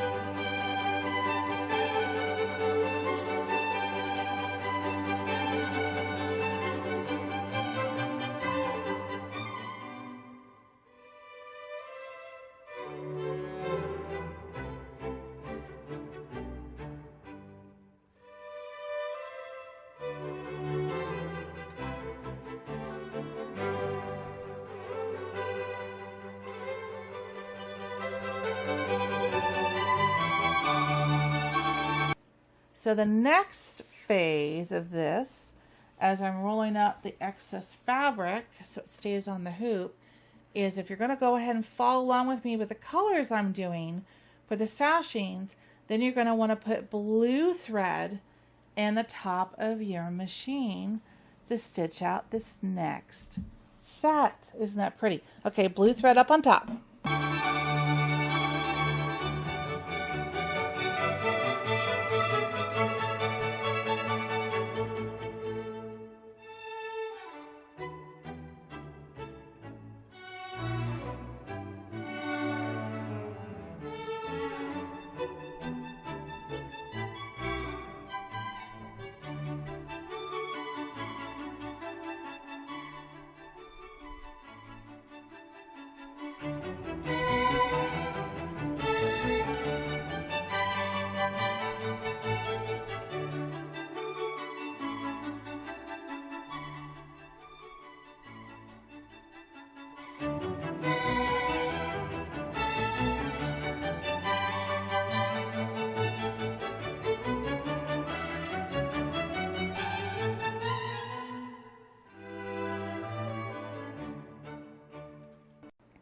Isn't that pretty? So let's go ahead and take this hoop over to the table, as well as the red set that we did previously, and let's trim these up.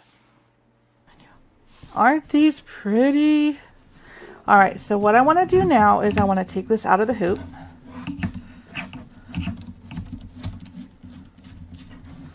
All right, put the hoop off to one side.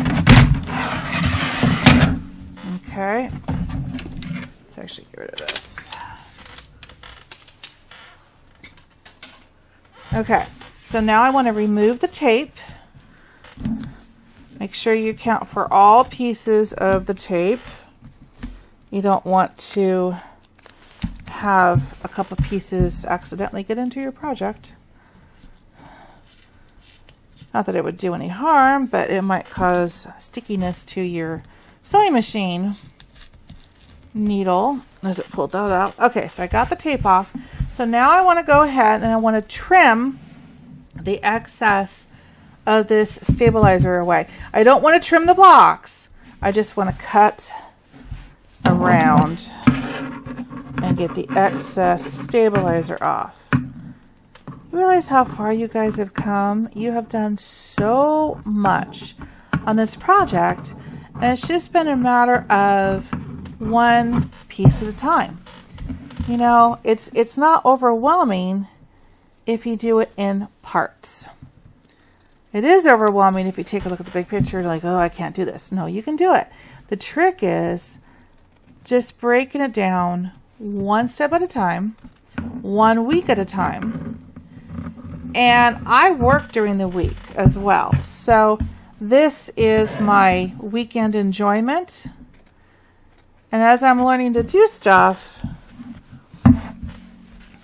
it's just nice just to focus on one step of the project and not worry about everything else that is going to come along the way. It's just a matter of, you can do it. Just, you know, don't eat the whole cake at once. Just take a bite and another bite and another bite. And that's all you need to do.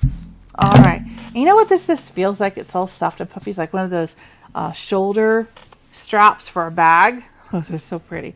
All right. So then we keep this to one side for just a minute. And then we're going to fast forward. I'm going to trim up the rest of this block. And then I also want you to do the same thing for the red set that we did earlier. Okay, let's fast forward through it.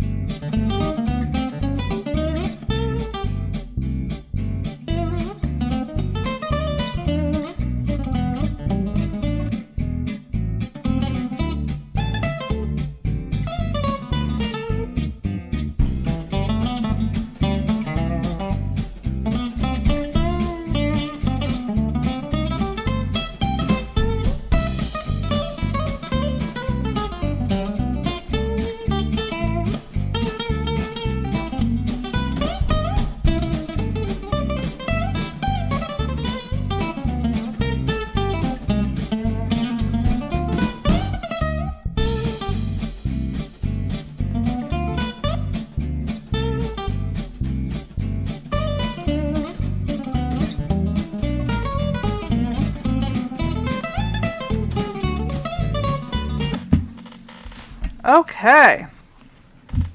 Aren't those pretty? So pretty. Okay.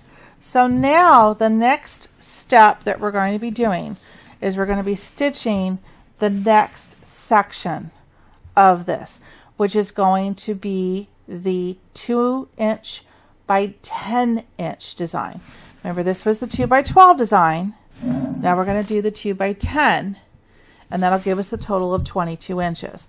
So what we're going to do first is it wants us to fold this over just like this. So take your strap here, as we'll call it, take your sashing, and right where the batting ends, I want you to fold it over, right sides together. Okay? And then I'm going to trim off a little bit of that excess stabilizer that is still on the end. Because what we're going to do is we're going to be placing this, pretending like it's the first piece of fabric that we did, onto the hoop, so that basically this batting is going to line up and mesh with the batting of the next piece. So you want to fold it over right at that line and put it face down. Keep the reds together, because the red will get red thread on the second section. Do the same thing. Trim away a little bit more of that excess stabilizer that's poking out on the end there. Okay, flat down. put those two together. Do the same thing for the blue. Right sides together. These are still all nicely neat and folded. And trim off the excess. That's a blue. And one more blue. I have to fold my red ones back up. Trim off the excess stabilizer. Okay. So now these guys are in position. Make sure those two are blue. These two are red. Yep. Okay, so now we're going to go back to the machine. So you can actually use your 8x12 hoop for this next step because the blocks are only 10 inches long. So go ahead and take your 8x12 hoop and hoop it with another piece of poly no-show mesh. Say that 10 times fast. Poly no-show mesh, and I'll meet you back at the machine. We are back at the machine. So I've chosen the 8x12 hoop and loaded a piece of the poly no-show mesh into it. And now I'm going to take you to the machine and I'm going to walk you through what we need to do to get from this design to the next design. Okay? So the first thing we're going to do is we're going to get rid of this whole thing. So I'm going to click on the home button up in the upper right. OK to delete the selected pattern. Click OK. All gone. Now we're going to start over. We're going to click Embroidery. We're going to go to the flash drive. We're going to go to Main Street. Now I want to go back to the quilting Patriotic 1. And now instead of the 2x12, I want to select the 2x10. Click on the 2x10. Click Set, because everything looks good here. And it brought it into the center. So what are we going to do? We're going to click Edit. We're going to click on Move. And we're going to move it to the left. So using this little left arrow, I'm going to move it over. Right about there. One more. That looks good. Click OK. Now we're going to add the second design because we want two, just like we did in the last one. Flash drive, Main Street, quilting, 2x10. 2x10. Click Set. It's going to bring it in right in the center. Click Edit. Click Move. And we're going to use the right arrow again, and we're going to move it over.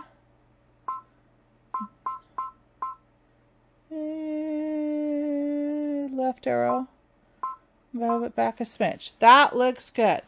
Again, we get two of the sashing pieces out of one piece of stabilizer. So click OK. And click Embroidery. And well, there's one more step we got to do, right? Because right now it's going to do all the left and then do all the right. So I'm going to go Edit, do the thread spools, and click Edit. And now it's got step 1, step 2s, step 3s, step 4s all together. That's how we want it, because it'll do left and then right, and then go to the second step and do left and then right. That's what we want. So we are ready to go. That wasn't too hard, huh? Okay, so I want white thread up in the top of the machine, and we're going to stitch this placement line for the batting. And here we go. Two. There we go.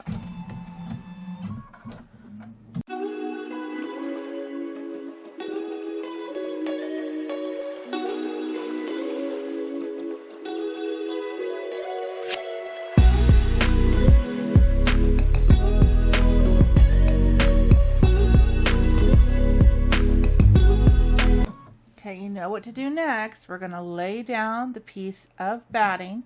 This is the shorter pieces that you cut that, remember, are only 11 inches long. So this fits this perfectly. Okay, foot down, and let's tack this batting down.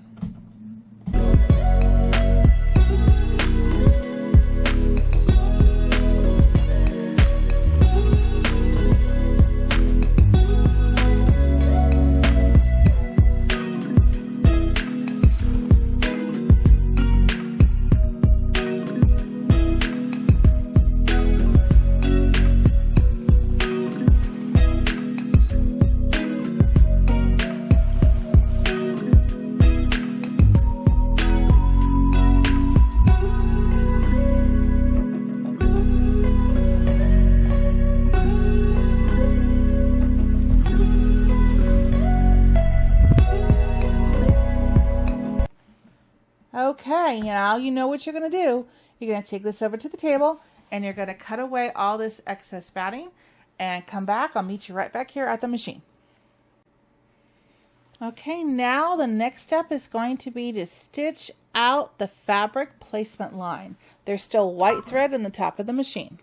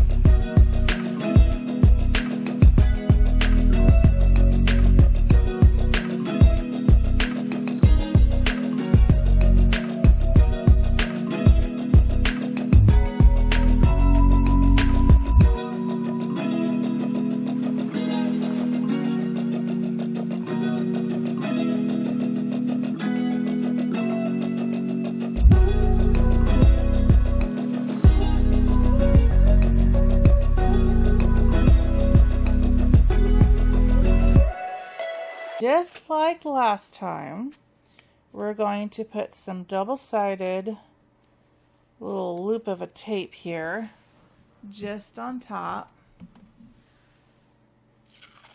just above the batting. And then we're going to do the same thing for the bottom below the batting. One piece there. All right.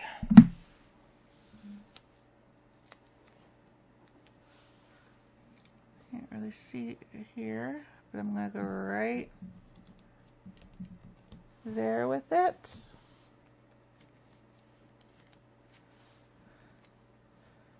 And right with there as well. Okay. So now what we're going to do is I'm going to grab the 2 red sashing blocks. Remember we folded it? Make sure you got the red. And then make sure that the crease, it's folded right at the edge of the batting. Okay? So we're going to pretend that this is a piece of fabric that we're going to lay down, but we want to align the top of this batting to the top of that batting. Okay, so I'm just going to position it where I think it's going to be, and then I'm going to show you a little trick. Okay, and they don't show you this in instructions, but what I want to do is when we're going to fold this up, I want to make sure that the batting is lined up with the batting underneath. So we're going to do this. We're not going to press down into the tape just yet, because just like you do quilting, you can feel the edge of the batting. If it's too far away, you're going to see, but mostly feel, an indent, like a bump in the road, or like a little ditch. So what I want to do is I want to feel there where there's not a ditch. That means I'm not doubled up and I'm not far enough away that there's going to be a ditch. There's just a perfect seam. Then, using my fingers, I'm going to press down on the tape. Feel there's no ditch. You'll definitely feel it if it's too far away, this piece of batting. You'll feel like on the road where it's like boop, boop, a bump. This way, you've lined the batting up. There's no ditch at all. Then I can smooth this fabric out and use my hand under the stabilizer and secure it. Again, triple feel, there's no ditch, so we are good. We'll do the same thing with this side once we get there, but I want to stitch this tack down line first with white thread in the top of the machine. Again, there's no ditch. See my arms in the way there. It's nice and smooth. That means that piece of batting is lined up perfectly against that one. You won't notice anything when it goes into the wall hanging. So with white thread, Let's tack this down. Be prepared to stop it when it moves over to this side. Okay, foot down, and away we go.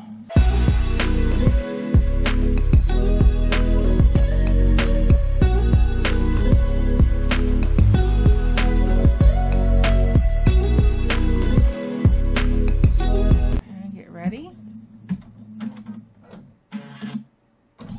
Stop. Okay, get your other red piece. Make sure it's red. Okay. It is folded at that point, batting line. Put your foot up. Line it up.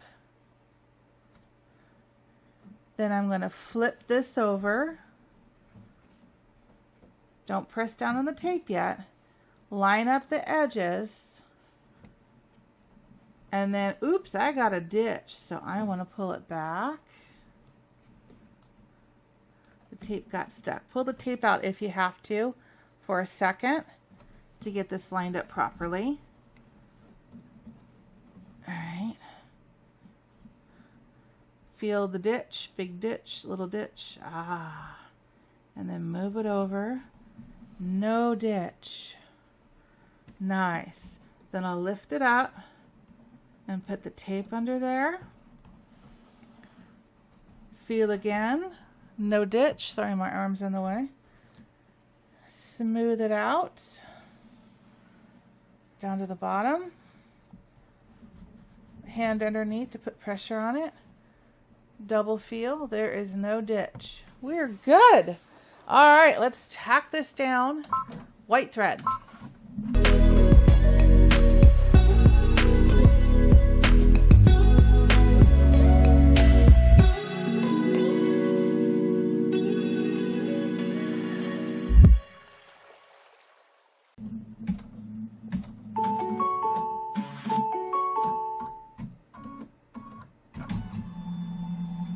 You did it! Yeah, I really like that just extra step of feeling for it. It's like if you're a quilter and you're doing piecework and you're putting two seams together, you want to make sure that you can feel that you're lined up. It just gives a more seamless appearance and feel, so no one will ever know that there was two pieces of batting connected there at all. All right, here comes the fun part. Let's put red thread in the top of the machine and let's stitch out these designs. Okay, red thread's in on top. Let's stitch away.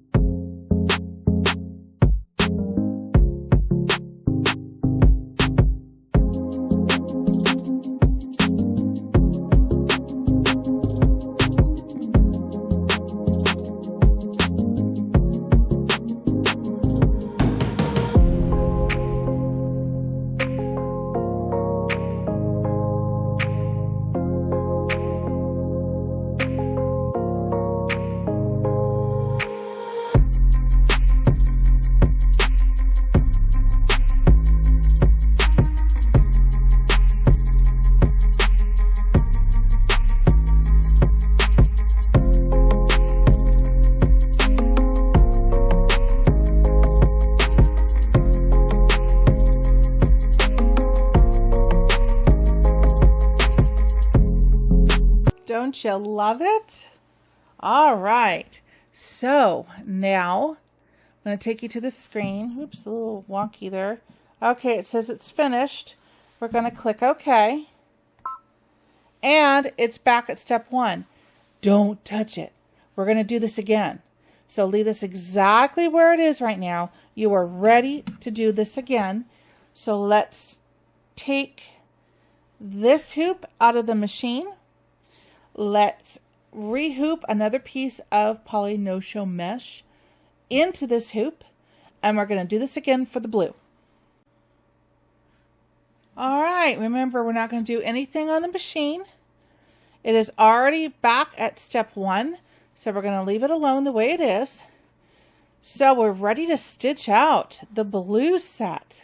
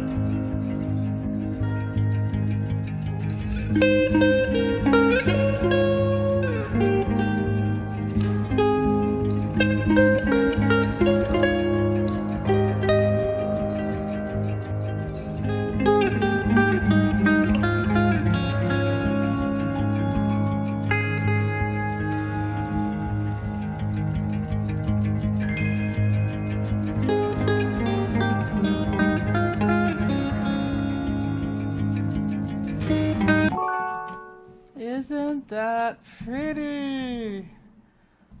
Oh, come on out. Look at that. It's so awesome. All right, let's take this over to the table and trim this up. Look at what you guys did. This is going to be so pretty. I love it. So let's clean this up. Let's go ahead and take this out of the hoop.